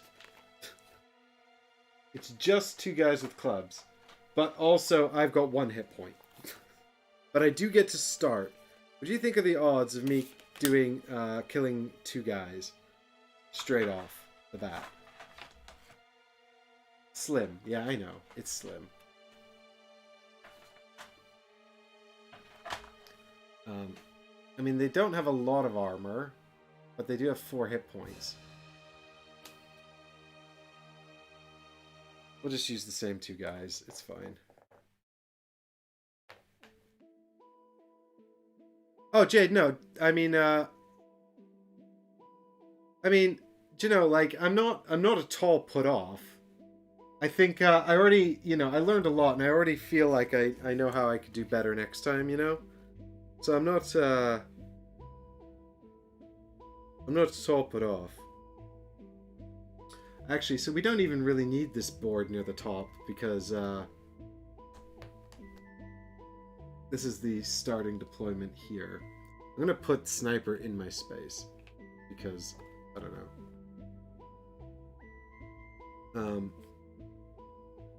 We've got lots of chemicals. Aren't chemicals a thing I can shoot to do damage?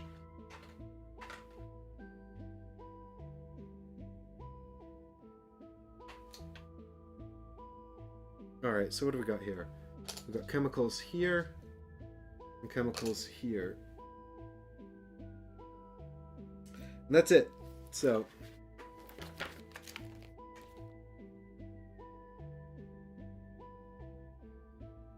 I mean, poor Sniper. I feel bad for Sniper. Sniper's been terrible. I really want the Sniper to be good, though. So, I get to start in this one. So I have 5 turns to try and defeat them all.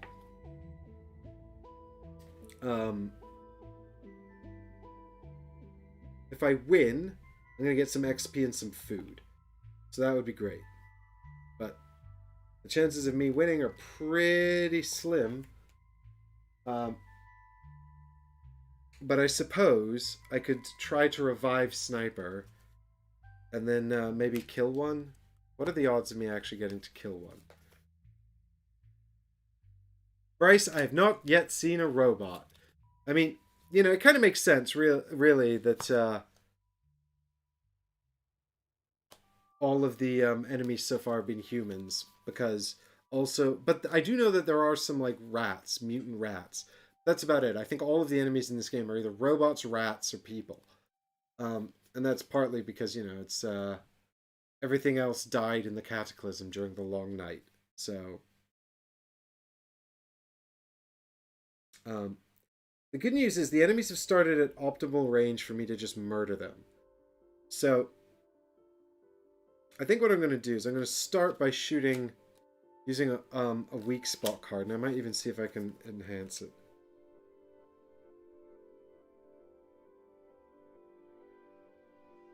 No. Yeah, so, I mean, I'm I'm going to use weak spot here. Ranged attack 3. I might be able to gun these people down before they actually get to me.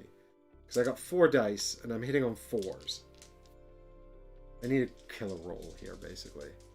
But the good news is that I actually have a pretty good gun. Oh, I could actually attack them both.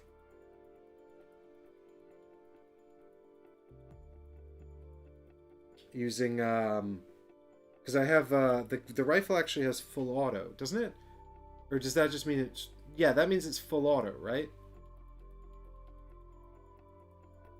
The symbol with the 3 bullets.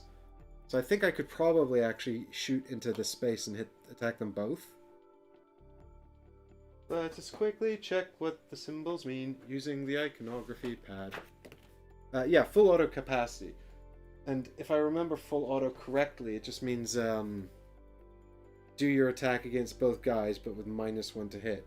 I'm hitting on 4s. Yeah, you may use your attack to attack 2 enemies on the same space. Yeah, so let's just do that then. So this is against green guy. We're hitting on 3s. 1s, 2s, and 3s. Okay, so we got 2 hits against green guy. And he rolls 1 die in defense. Nothing. So green guy takes 2 wounds. And then we're going to shoot orange guy. So, have at you, orange guy.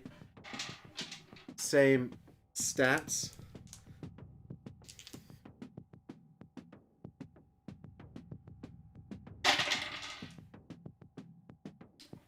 Two hits against orange guy as well. Yep. So, 2 wounds against orange guy. Oh my god. Is there some way I can possibly survive this? So I was maybe going to res sniper. But now I'm thinking maybe I just do that again. Because I have... I mean, I don't know where I've got all of these bullets. There must have been a lot of bullets that survived the long night. But I do just have another weak spot card. So I could just use this again. Let me have a quick look here. Yeah, and then what I'll do is I'll actually combo it with advance, which says move 1 space after performing the attack. So let's just do that same thing again, and then afterwards I can move a space. Okay. And we'll just do the same order, I think. We'll target green guy first.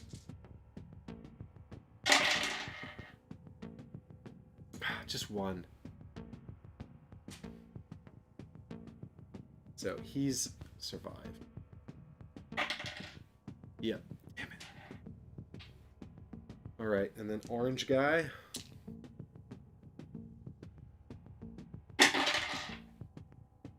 Two. 2 hits on orange guy. Once again, Jade, we just come down to this 50-50. Yes! Orange guy dies. Okay. And I can move 1 space. I got destroyed. So I'm just going to move back here, I think, actually.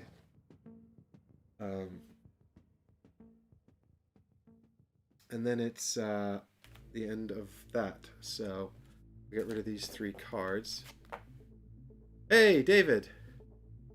Yeah, this is a very classic Euro game that we're playing today. It's all hand management and resource management. Jay's like, res her so she gets a turn. She wouldn't get a turn this turn, though, right? Like, when you res, they only get a turn next turn, right?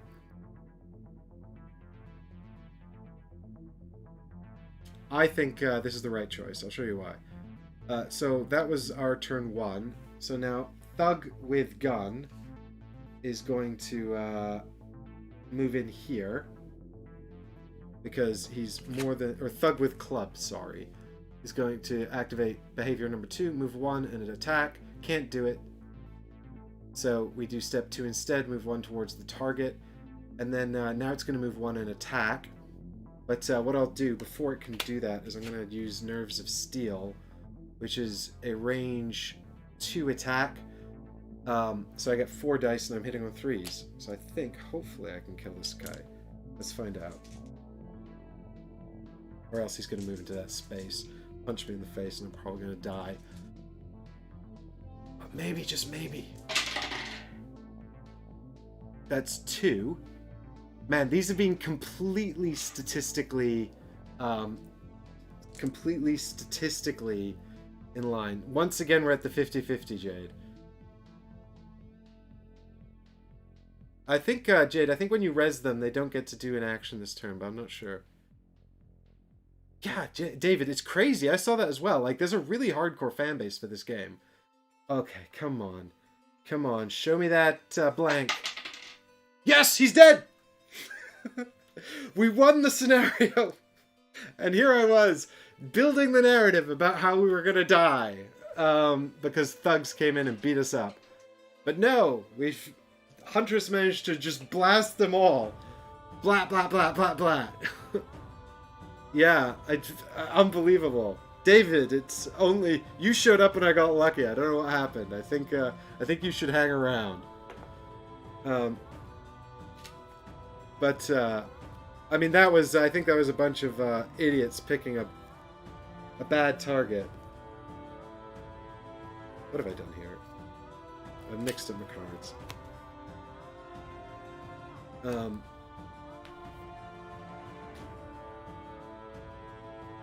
I did actually miss an opportunity there, guys, to draw up to a hand of 5 cards with Huntress as well, which I should have done. And I do realize that I missed that opportunity there, so that's my bad.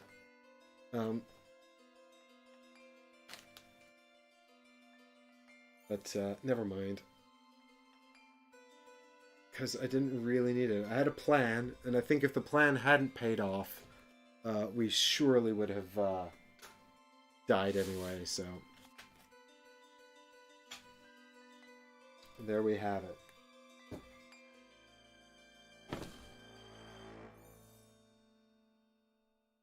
Okay, so... At least we should get some rewards here. Each character gains 3 experience, and the group gains 2 food. That's great. I mean, don't get me wrong, it's still bad, but, you know, it would have been, I think, a whole lot worse if Huntress hadn't just completely annihilated all of those people with her machine gun. I mean, it's a rifle, but I guess she's just got a really good hair trigger.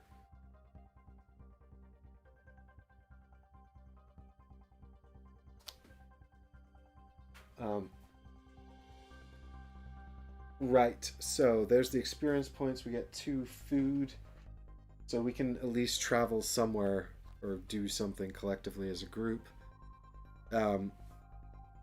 Actually, we can use that food for the irrigation mission. But now we arrive at the armory, so we're going to sell off the night vision goggles here for the fuel, because we're broke and poor. Just need to remember which tray these go into so I can find them again should the opportunity arise. There we go. Night vision device. Oh, they are called night vision device. Right, yeah, I was getting confused between night vision device and goggles. Goggles ignore weather. Night vision device ignores nighttime.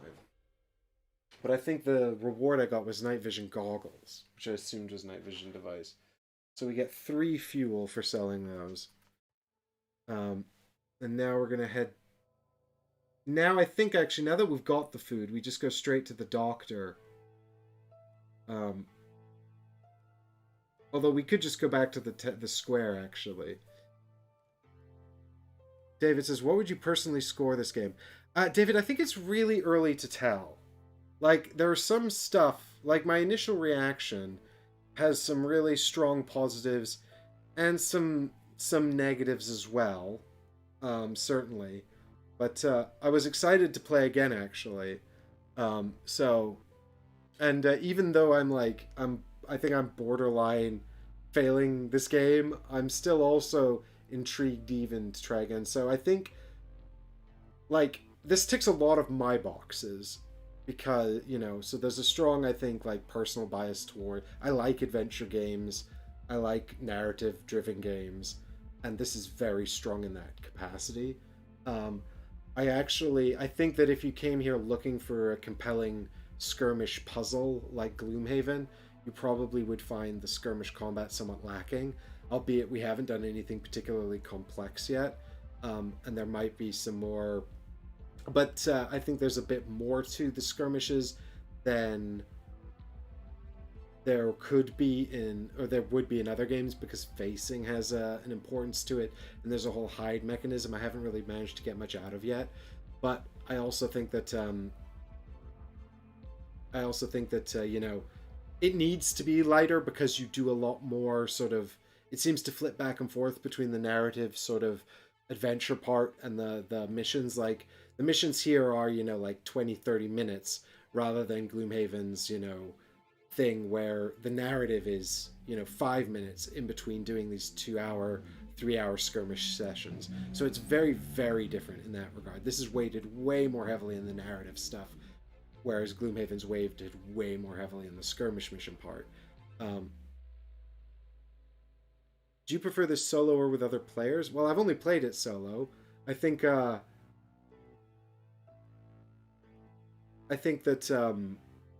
I'm enjoying it solo. I think I'd probably enjoy it with one other person as well.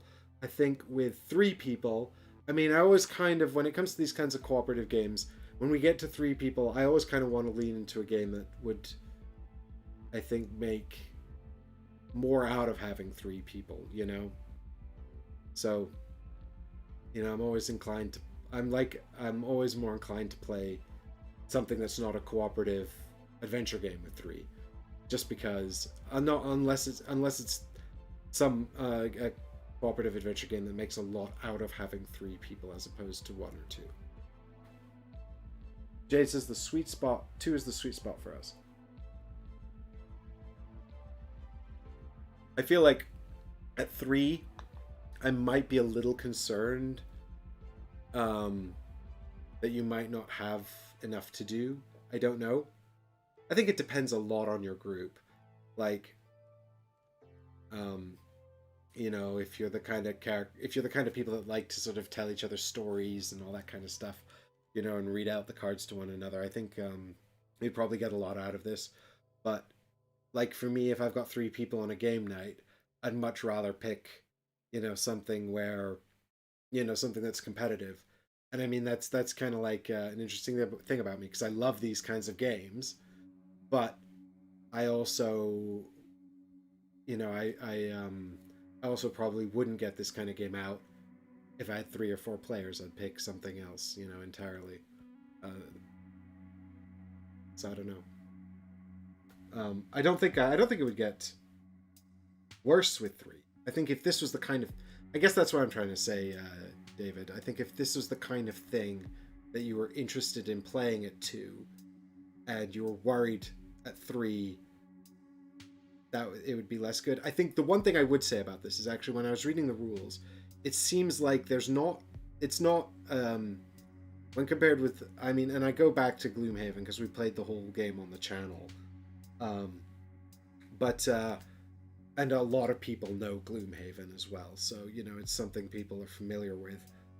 It wouldn't be, I think, as helpful for me to compare it to a cooperative game that was much less well known, like I don't know, I'm looking at my shelf now here to jog my memory, but like the Hellboy board game or something like that. That's not a campaign game though, so maybe that's entirely different. But like a Dungeons of Infinity that's live right now on Kickstarter, the reprint of that. But the thing is, Gloomhaven's kind of designed for people to drop in and out of very easily, whereas reading the rules for this for people to drop in and out of, it's much less easy. I would actually, having read them, I would be inclined to say that if you were going to anticipating having 3 people, you pick 3 characters, and then if someone couldn't do a session, you just proceed with their character and just share, the 2 people share control of that 3rd character. Something like that. There's also rules for resolving things if you can't agree on it, on how they should be done. But I do think that, like, if, you know, I think if you're going to play this with 3 people, then you probably want to have a group where you're pretty closely aligned in how you like to approach things and sort of have a very cooperative attitude. You know, if you're the kind of group where, like, quarterbacking or alpha gaming is a big problem, I don't know if this would necessarily be a good fit for that group. But, you know, you probably, I don't know, you know. I mean, it does have rules for resolving disagreements for that group, but, like, I'm already trying to optimize stuff as best I can for my 2 characters here, and it's really difficult. So if you're also the kind of group that doesn't sort of play well together, then I can't imagine it's going to be easier. It's going to be harder for you, you know? And it's already a pretty ruthless game. In my experience, having said that, I've already seen a bunch of quests that I probably should have just started with. And, you know, like, I've learned my lesson about, you know, potentially attracting fights that I don't necessarily want to get involved in. It's like Jade said, you should probably run away. And Jade had finished the game, and I decided to ignore him, and I didn't run away, and yeah, I paid the price. I think I could have got away with that, but I'm learning that a long shot for big reward is probably not worth it in this one. In this one, it's probably better to play it safe. So, there we go. And with that in mind, now that I've got the 2 fish and the 3 fuel, I think we should just head back to Tech Square and just do the irrigation mission. Because we're going to get 6 fuel out of it, and that's probably fine. Yeah, man, I'm having fun anyway. Like, I'm having fun failing. So it's all good. I just hope it's fun for you guys to watch me fail, even though the end of the 56 days is probably going to be like, oh dear. We'll see. We'll see if there comes a point where we're obviously sort of... Well, to be fair, some of the quests actually have time limits on them. Like we talked about this one up here where the time limit is day 25. So if I don't get that progressed by day 25, then that's bad. But the thing is, I've got a lot to do here in Elfier now. And I'm just kind of going to be wandering around doing all of this stuff. And unless, you know, the quest actually has a day cost on it, like this irrigation thing we're getting ready to do. So here's the sort of the next big question is, do we waste time trying to get our 2-day odds here up for a bigger reward? Nico-chan, everything is back on track. It's a-okay. We're doing well. There's nothing to worry about. It's all good. Because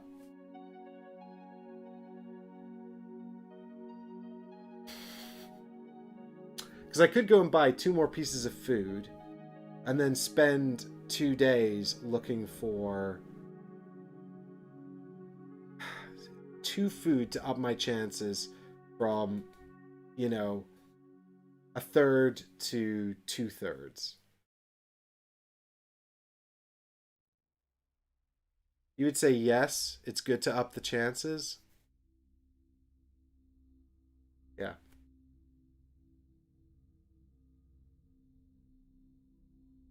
Alright, so we're heading back over to Blood and Dust then, where we are going to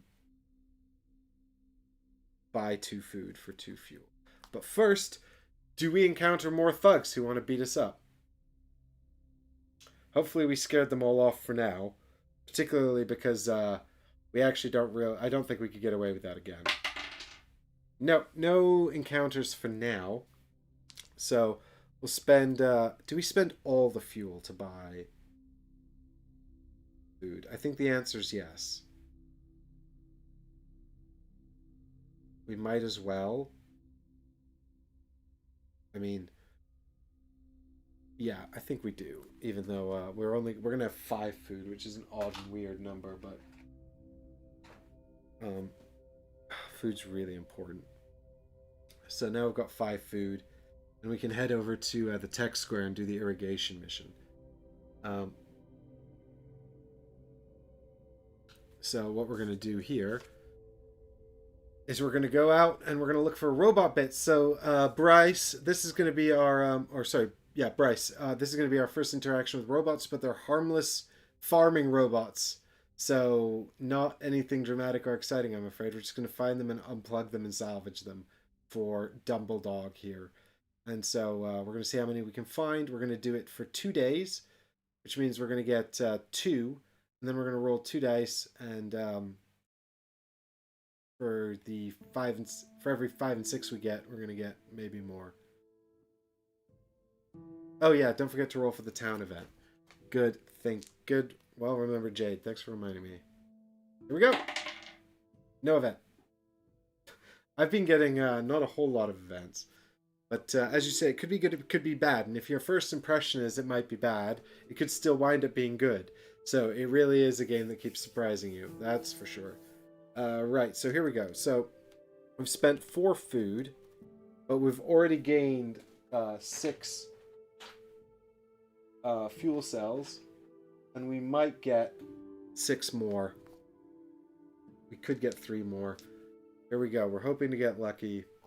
Let's find out if we can get lucky. We need 5s and 6s here. So the opposite of attacking things. Maybe their big brothers will show up. Oh my god. Can you imagine? And now spawn giant harvester machine. Oh, I thought that's a 6. So that's good. But this is a 4. I thought it was a 5. So we get 3 more fuel cells. So there you go.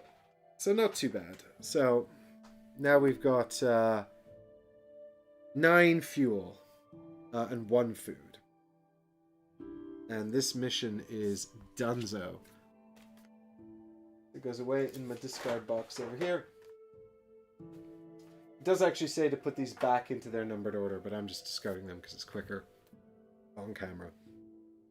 But we can't repeat these anyway, as far as I'm aware, so.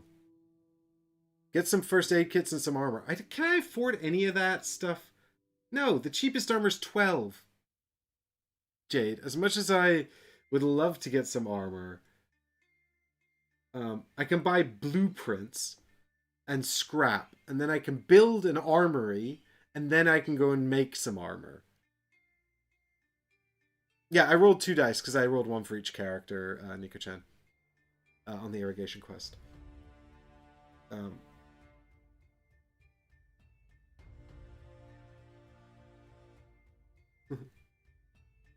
So, yeah, probably upping the base. I mean, the blueprints for stuff are cheap.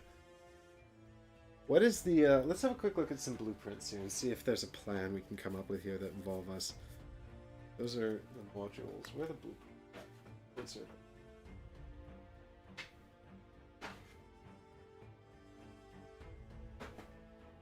So, how much... Just having a quick look here. What's the most basic armor? It'd be an armor we can make in room number 1.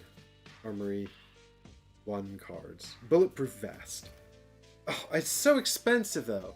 Like, just to make bulletproof vest from blueprints requires 6 pieces of stuff. And to buy this stuff would be 8... I don't know, I can't even buy that vial.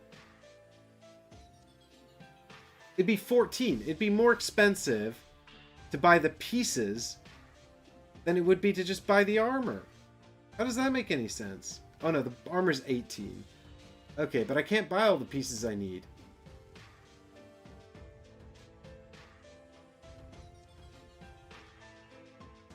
Yeah, Nika-chan, I don't know, man. Like, it seems, it seems right. Like, I don't think... I mean, what I can do is maybe buy some stuff to make in the building I've already got. But I feel like getting the blueprints for first aid kit might be a worthwhile shot. But I also can't buy the sciencey bits I need. Can I? Oh, I can buy chemicals. Actually, I was looking at new Jensen's. The chemicals are 4. And what I can't buy here are the electronics. I can only get the electronics in New Jensen. So I can't even acquire all of the bits I need without traveling back and forth from here to here anyway.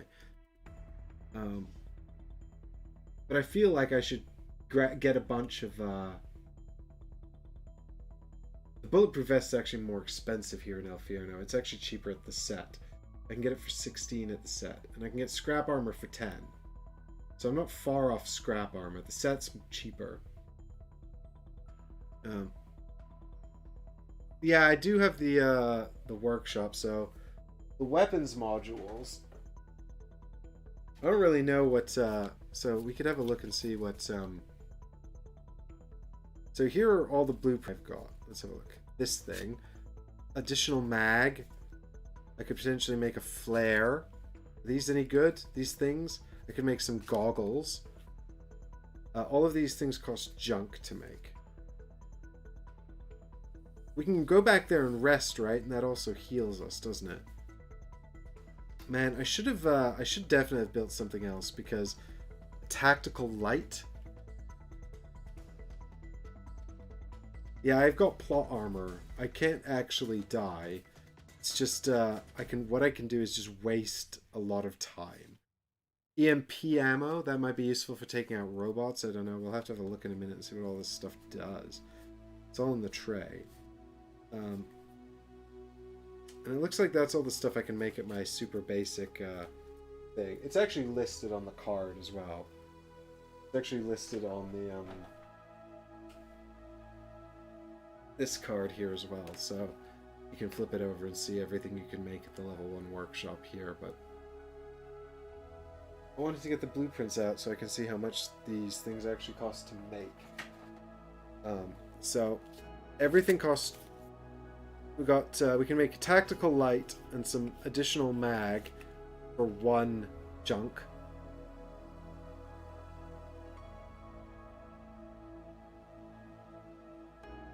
And then we can make goggles and a flare for 2 junk.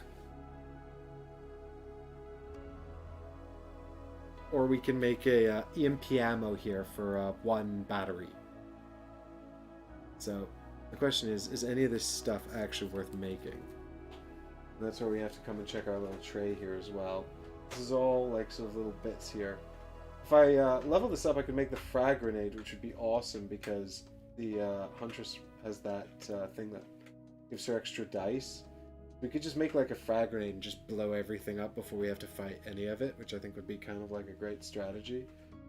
Just like murder people with frag grenades. Frag grenade. It says I can make that at the level 1 workshop. I didn't see the blueprints for a frag grenade.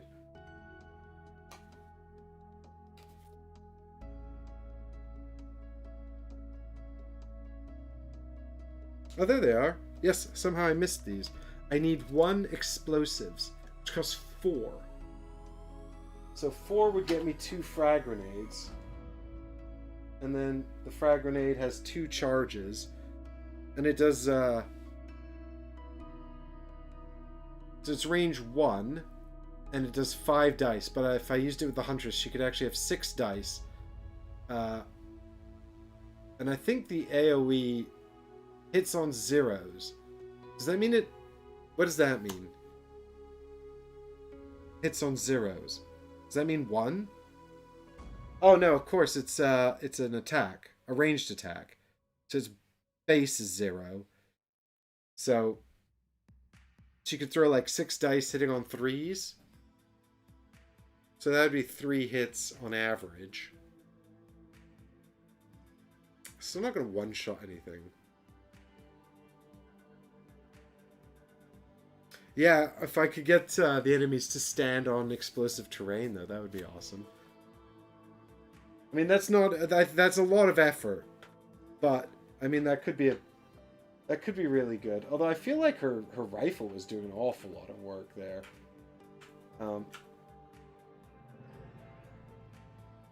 What else have we got here? Frag grenade.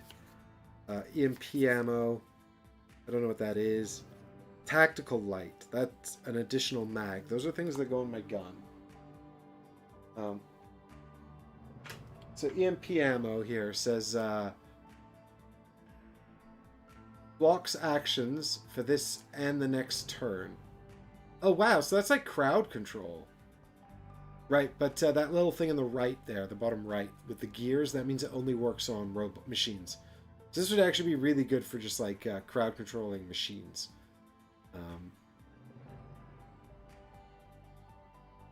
But of course, I think you have to hit with it. So it'd still have to do a ranged attack, and then they'd get... it's a mental attack as well, so they'd block with their mental defense. Hopefully machines don't have very good mental defense. But it's also only good for 2 rounds, and then it's done.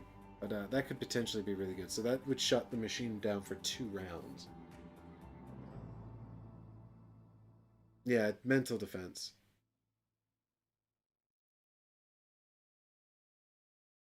One spicy explosion.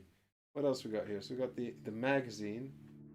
I guess the magazine is the additional mag.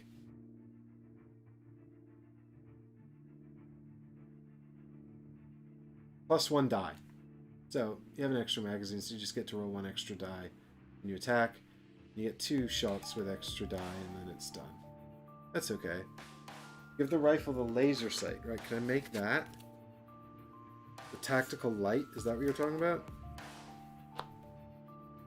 Or is the laser sight something I have to... No, the laser sight's a level 2 workshop. We can see the... What is the light? What is the... where is it? Have a look here. We got here. So we can make the tactical light currently, which says that within range 2, during the night, you get +1 accuracy. So that's very specific. I don't know if I care about that. I've not yet had to do a lot of fighting at night, though. So we'll see. So then we can get the laser sight later, which just increases the accuracy. So within range 3, we get +1 accuracy on ranged attacks. So that's really good. That would be great. Like an extra mag, a laser sight. I'd love that. But we're quite a ways off of it. We don't have any of these blueprints yet, so they're going back in the box. All right. All we can buy here is junk. So, and junk costs 2. I think we'd be better off saving our money to go back to, well, quite frankly, we need to heal some hit points. We can, for 4, we can head over to the doctor and heal a bunch of wounds, which I think is a really good idea. Apparently we can also get an adrenal implant. I don't know what that is, but we can find out. Is that something that's gonna help us? I don't know. I don't actually have anything called adrenal implants. So, oh, is that one of these things? No, I assume that that's a, yeah, I assume that that's one of these implant cards here. But it doesn't... Yeah, implants are there. Bone shafts. I don't have adrenal implants. Oh, add remove implants. I'm an idiot. Right, so we can buy implants from him. So he's got bioblades. He's got basically everything. But is there anything here that would be particularly useful then? We can't afford most of them. In fact, most of them we can't even buy. We can only buy blueprints for. We can only buy bioblades. We can't afford any of them, so there's no point. I'm sad. I thought we could get a... I'm kind of tempted, you know, to get like the first aid kit, blueprints, and some junk. Huntress with rifle laser sight would be hitting anything on anything but 6s. Yeah, I mean, that would be awesome, right? So what do we need? To upgrade our workshop to level 2, we need 2 junk. And to build a level 1 armory, And, I don't know, a lab is what I really need to make, in the lab, level 1, that's all 1 junk. But a junk, just 1 junk is, I mean, it's cheaper back in, no, it's not, it's the same price, it's 2 anyway. But quite frankly, we need to buy some food. I mean, we've got 1. I'd be comfortable if we had 4. So that's 3 credits we need to really kind of like reserve. 3 fuel cells we need to reserve for food. So we've only got 6 fuel cells kind of spare. So we could buy 3 junk. And then we could upgrade our rooms, but that would leave us with nothing to buy blueprints or anything with. Essentially what I'm arriving at here is the conclusion that we still need to do more missions and stuff. Yeah, it takes a lot of time. But everyone said that that was a better approach, like upgrading and doing stuff is a better approach to just like buying stuff. But we still need to do another mission, I think. So with that in mind, I think we should head to the doctor. We should heal up, and then maybe see about progressing the plot. That just feels like kind of a good mission to do. I mean, we can go over here and check through our missions here. Anything basically that requires nothing that gets us money would be good. Oh, this gets us a ton of junk, actually. What is this? The Nocturnal Predators. Right, that's going to have us fighting rats, I think. It also takes 2 days, so that would be all of our food. Well, no, actually, that's not true, because it'd be 1 day to go there. But then, you know...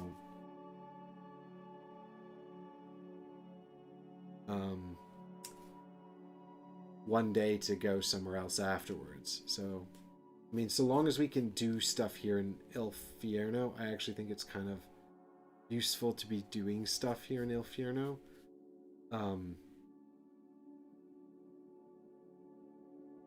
Yeah, exactly, Nika-chan, exactly. That's what I'm saying. So we need to do this. We've also got this card over here, number 3. I actually don't remember what this is, if I'm honest. This is in the Piggery. We've got a quest here that's got a time limit on it. And I can't for the life of me remember what this is.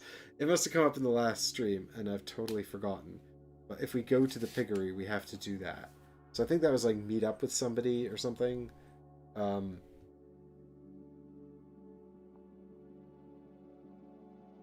But I mean, Night Predators. That does... So what does that pay? 12? No. No, that would pay 4 fuel cells. That's 6 junk. Whereas delivery would pay 12 fuel cells. The oil plant endangered plantation over here, that would pay 8 fuel cells and 2 frag grenades. So our Huntress could go a bit nuts with her frag grenades. Clearing the rubble takes would pay 12. We have to go back to Eugensen for that though. So I think we go over to the doctor, we heal up, we come back, we progress the main plot. Just because that's something we can do here without spending any more time on it. So, here we go. Head over to the doctor. I'm tempted while I'm here to spend a thing to buy the first aid kit blueprints, because they only cost 1.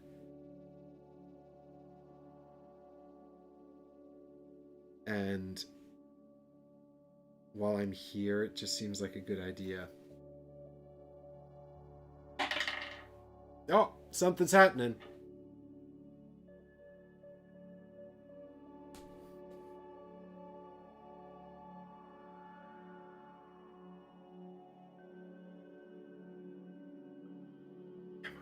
Crushed. A boy buried under a pile of stones from his waist down is lying next to the road. He seems heavily wounded and barely catching his breath. The man kneeling next to him, probably his father, is cursing loudly, tears running down his cheeks.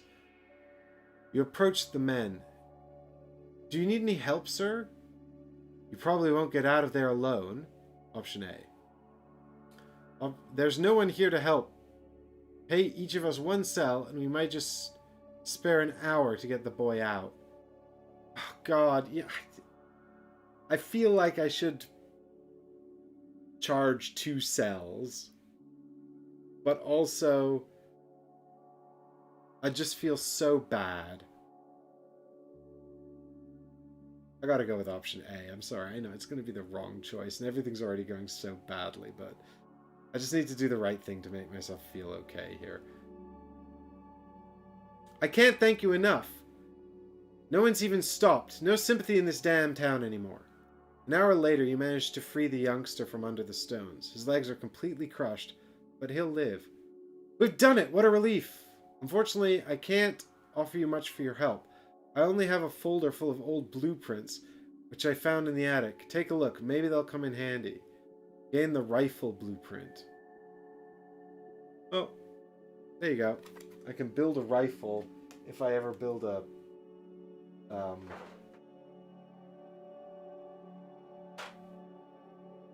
if I ever build a... How much are the rifle blueprints actually worth? I can't sell these, right? So... I could have bought these for 6. But, I have a rifle. I don't know if there is actually another rifle available in the game. But you can sell a rifle for 12. I'm sure it costs a lot to make it. It's probably not worth it. Although it's probably better than the hunting rifle. I'd probably... No. Yeah, it is. It is better than the hunting rifle. So it'd probably be good to actually make the sniper a rifle as well at some point. Although it might just be cheaper to buy it. We'll have to see. Right. I also have to make a level 2 armory just to construct it.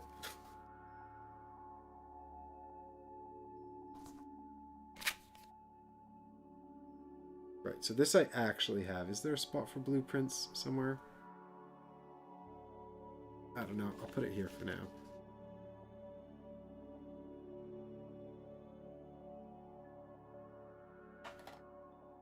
Okay.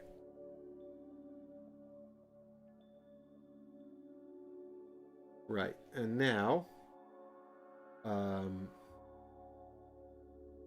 we're at the doctor. Well, at least nothing... That was good, right? That was nice. That was good. At least we didn't... Nothing bad happened.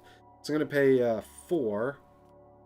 Right, those are the 3 I'm saving for food. I'm basically broke again. I'm paying 4 fuel cells to heal each character 3 health. So 1, 2, 3. And 1, 2, 3. I'm still 9 XP off of a level. Okay, and then I guess am I going to spend 1 to buy the blueprints for the first aid kit? The auto med kit's really good. But I presume that I can't build either of these things, and I probably need a level 2 lab. Let me just check the menu here. So, yeah, so in order to build a first aid kit, we need a level 1 lab. In order to build an auto med kit, we need a level 3 lab. Great.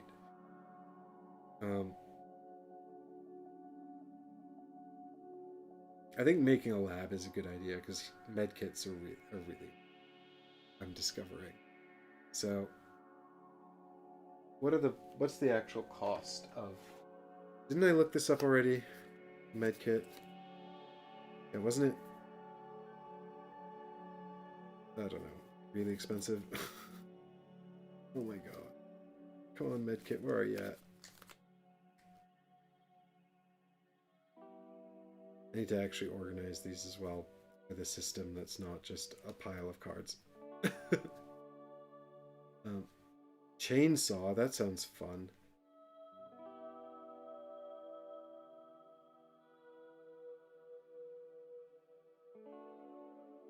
Okay, and come on, be really cheap to make. Wait, did I already take this out and set it to one side? Because I was thinking, no, here it is.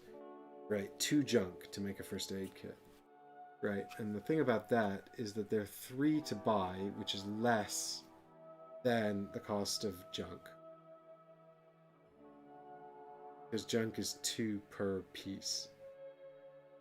But I suppose I could find a bunch of junk. I don't know. I'm kind of put off it now. Maybe I'll just... I can't afford one though, because they're 3. And I need the rest of my money for food. Oh, maybe I should buy it. Let's buy a med kit.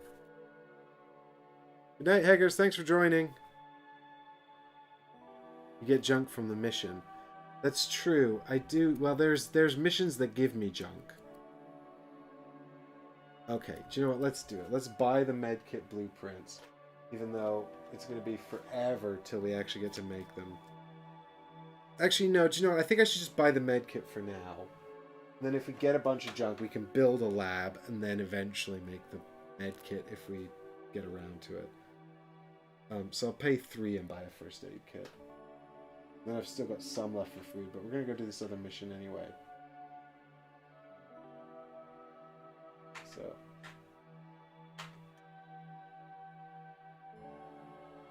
I mean, I'm basically just going to wind up using this anyway.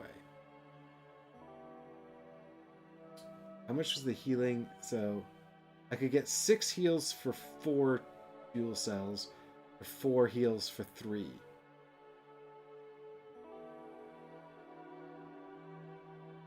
So yeah, it is a slightly better off for what I've done. I mean, really, actually, than just using this now is kind of the same thing. Yeah, I might as well just use the medkit right away. There's no reason not to, right? I was thinking I'd keep it and then use it when I need it, but I need it now. Alright, and then we're basically still back to square one.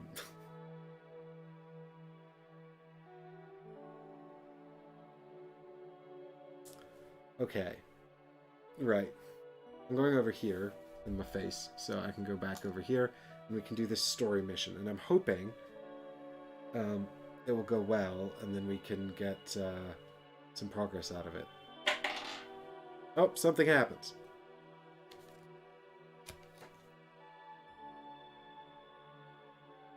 A man in front of you is hanging a homemade poster to a post. You come closer and look over his shoulder. Missing. Black and white, medium-sized dog. Big reward. Distinguishing features. A black patch around the eye and a clipped tail. Contact us on Oak Street 12. Actually, you have a moment to spare, so why don't you try to make some extra cash? Maybe luck will be with you. The potential reward is 4 fuel cells, but you'll lose a day. Seriously, people get killed all around.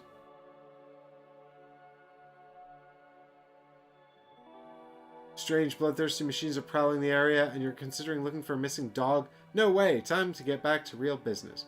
Oh, God. Trading a day for 4 fuel cells? I mean, I did just trade a day for 9 fuel cells.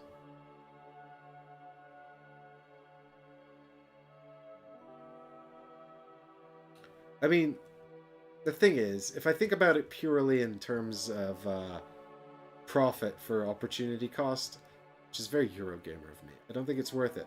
However, my adventure game brain is kicking in, and I'm thinking, a poor dog. I'd like to rescue that dog.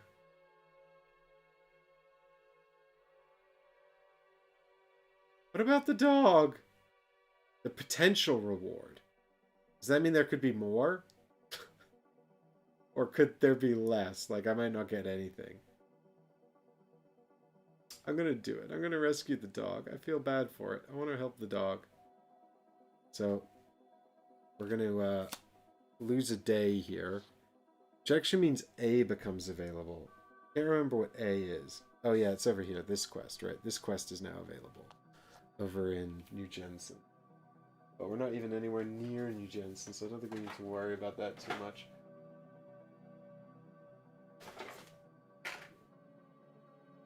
And then we need to use 2 food. We can't, so I'll feed the sniper and Huntress loses a hit point.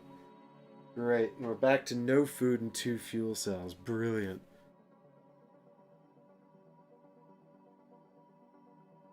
Right, get rid of that.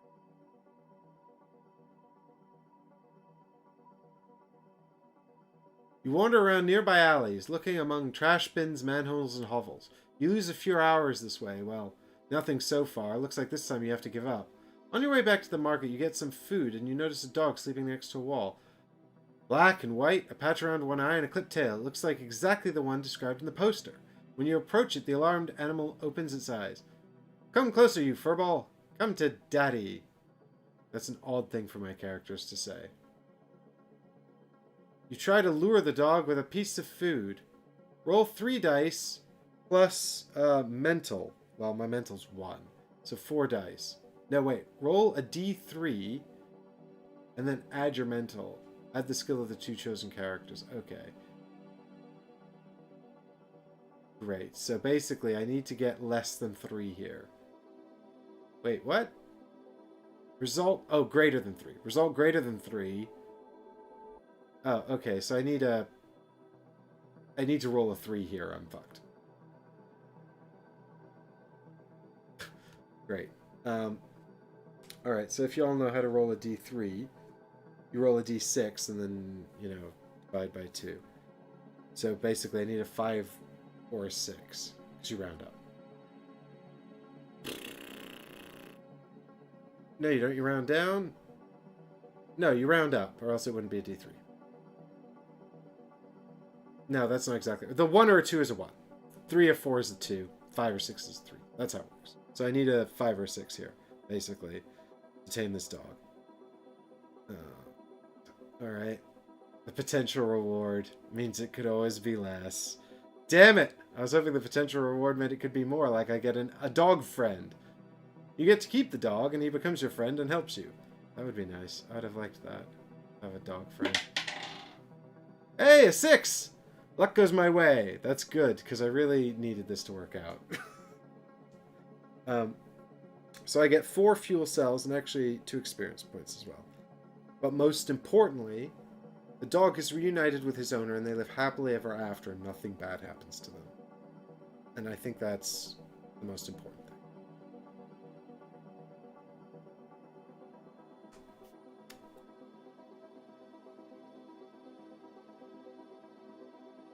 So really, we can, we can have a happy note for our stream. And that's the greatest thing of all. Okay, now we're going to have a look at this main quest and see what happens.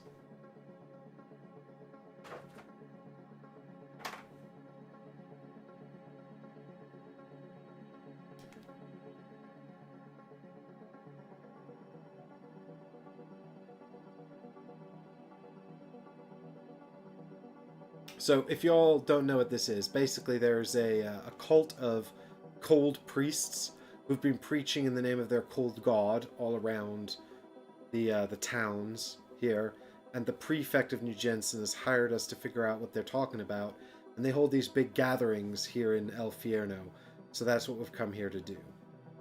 To attend one of the big gatherings and find out a bit more about this strange cult. Speeches at the tech square, unlike the ones in the main square New Jensen, are much more low-key. You secure good seats on the roof of a police car right next to the priest preparing to give his sermon. The preacher doesn't wear any special clothes. Only attribute distinguishing him from his followers is a sign of white hands on his hood. The priest climbs an old ammo crate and starts his speech. Thank you all for coming to our service. I see so many of you around. Each and every one of you, the ill, the crippled, the misunderstood. You shall be saved! Frozen God is coming to freeze the hearts of our persecutors. Those who force you into obedience and those who take everything you have, down to the last grain of rice. All of them shall answer before our God. Those of you who are rich shall be forced to kneel, while those of you who suffer shall be elevated. Fear not the cold. The white gust will bring you salvation.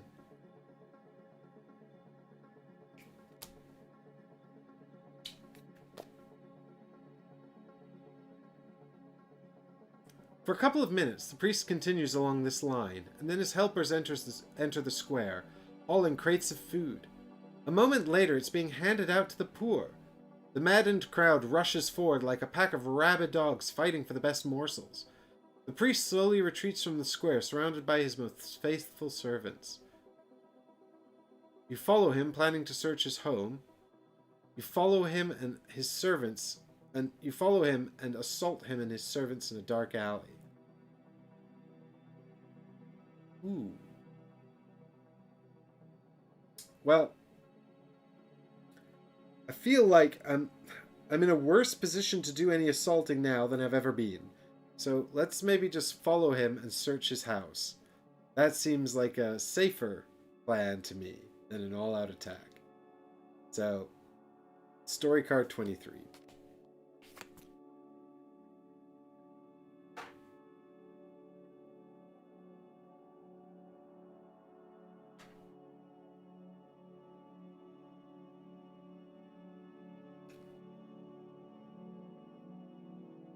A few minutes later, the priest reaches his home. You hide in an alley, waiting for the whole house to fall asleep. You're ready to strike at the darkest hour of night. You silently open the front door and slowly look around the place. All of the priest's servants sleep in the common room downstairs, while the priest himself is in his bedroom facing the backyard. The whole house is filled with a strange smell, reminding you of chemistry lessons from your childhood. You carefully open all of the drawers, looking through boxes and check dark corners. You finally manage to find 3 intriguing items inside the priest's drawer. You find a page with a short encrypted message, a pendant with 2 folded white hands, and an extract from Frozen God's life. You silently sneak out of the house, bothered by no one. Despite many attempts, you are unable to decipher the mysterious writing. You must look for an expert's help. Luckily, there's a guy you know, a mathematician who used to work in intelligence before the impact. His job was creating ciphers. Set up location 424 and story card 424 face down on it. Gain story card 96 and token 5. Okay. Well, I'm surprised we didn't have to do any fighting or anything. I'm also surprised we couldn't find any useful items. But never mind. That's fine. I'm kind of okay with that. What was that? Location 424? What have I done here? I've turned some of these cards the wrong way around.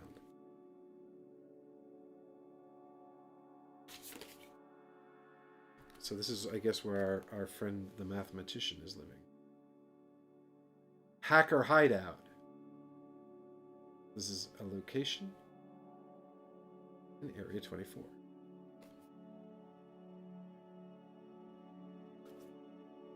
Or sorry, Zone 2. I'll put it over there where nobody can see it. And story card 24. Face down on top. That can't... Oh yeah, okay. Ooh, this is a big one. No, it's not. It's just 2. Alright, we have until day 26 to get there. I think we can pull it off. Alright, we also gained story card 96. Which I presume is stuff from the house of the priest. Okay, it's just more of the prayer. So, I will add this to my collection.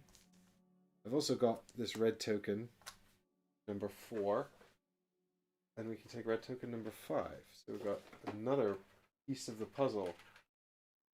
Whatever this means. Got 2 pieces of the puzzle. And that's it. Now, we've got 6 credits, which is good. It's a good thing we actually helped that guy with his dog, I think, because otherwise we'd have some traveling to do and we'd be all out of food. So I guess the last thing to do really is to venture back over to Blood and Dust. Just buy a bunch of food. Because there's nothing really left for us to do in town here. So we're probably going to have to pick a mission. So I think, yeah, let's pick a mission to do. Because we're going to be leaving town anyway. We've got some time. You might want to head back to New Jensen. Although really, there's not...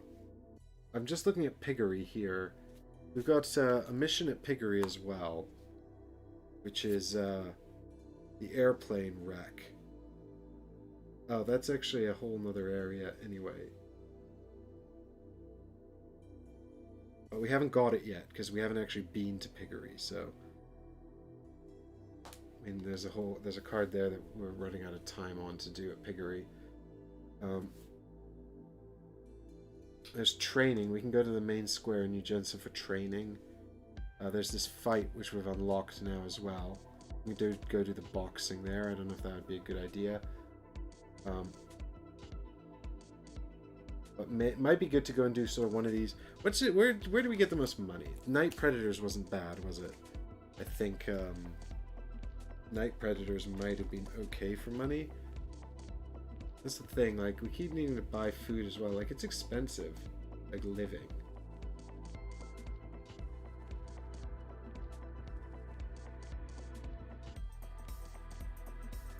Yeah, so we can go and do contests now as well, can't we?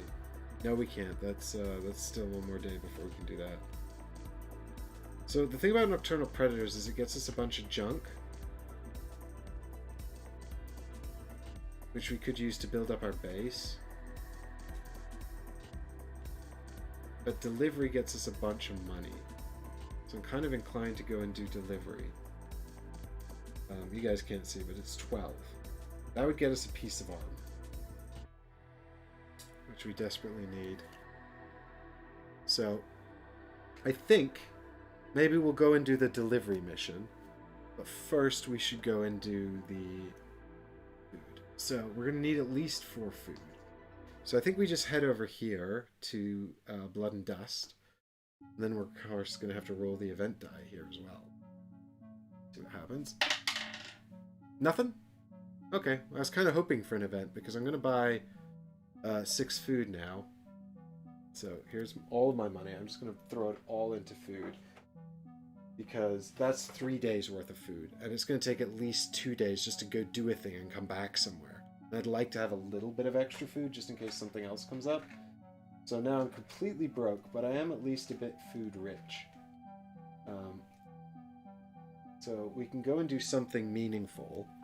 Like go and maybe do this transit mission, which will get us 12 more things, 12 more food, money. And then we can buy a piece of armor or something. And we have progressed the plot a little bit as well. But we are going to run out of time. I mean, I don't know. We'll see. We'll see what happens. I'm feeling like... I'm not feeling good, but I'm not feeling bad because we're okay. We're doing okay. Once again, I mean... Okay, so we basically accomplished 2 things today. 1, we managed to get some food. And 2, we managed to progress the plot 1 step. We also managed to completely fuck up making friends with this gangster, but I'm kind of okay with that because I don't really like him anyway. He feels like a bad person. And that's it. But I think we're gonna have to call that an end to the stream because it's been a little while. It's been a bit of a stream. So next time, what we're gonna do is I think we're gonna go and do the Churchtown delivery mission, and then we'll see what we can get up to after that. But you know, I think I'll take this opportunity to just say thanks to everyone in chat so much for watching and for coming on this journey with us, and thanks for Jade for helping out with the rules and everyone else who was helping out with the rules. And thanks so much to Difter and Heggers and Eddie and everyone, all the other patrons in the chat as well. Your support is what keeps this stuff going. And Pekka, I see you're here as well. So thanks so much for all of that, you know. And yeah, hopefully in the next stream we can get some more food and maybe some actual equipment and stuff. We'll see. But we're almost at level 2 as well, so that's some progress there as well. So I hope you'll all come back for the next stream. I'll make sure to put it up there. But thanks everyone so much for watching and hanging out. And Chris and I will be back for Bloodborne on Wednesday. I do think so. I think we're going to make it work this week. So y'all, all the patrons had a vote, of course, on what we'll be doing in the next Bloodborne stream. So you'll get to find out the results of that vote by coming and joining us live for that. And if you do want to have a say in what we play, or just support the channel and check out my rambling posts, you can consider, please consider supporting the Patreon initiative for as little as $1 a month. But if that's you can also support the channel, of course, with subscriptions and turning on those notifications, making sure you don't miss the next live stream and finding out what happens next. Or the next series, you know, like we did for Black Rose Wars Rebirth. I'm sure there'll be more of that good stuff coming soon. But thanks everyone so much for watching, and I'll see you all in the next live stream. Have a good night and a wonderful rest of your week, and I'll see you very, very soon for the next stream. Bye for now.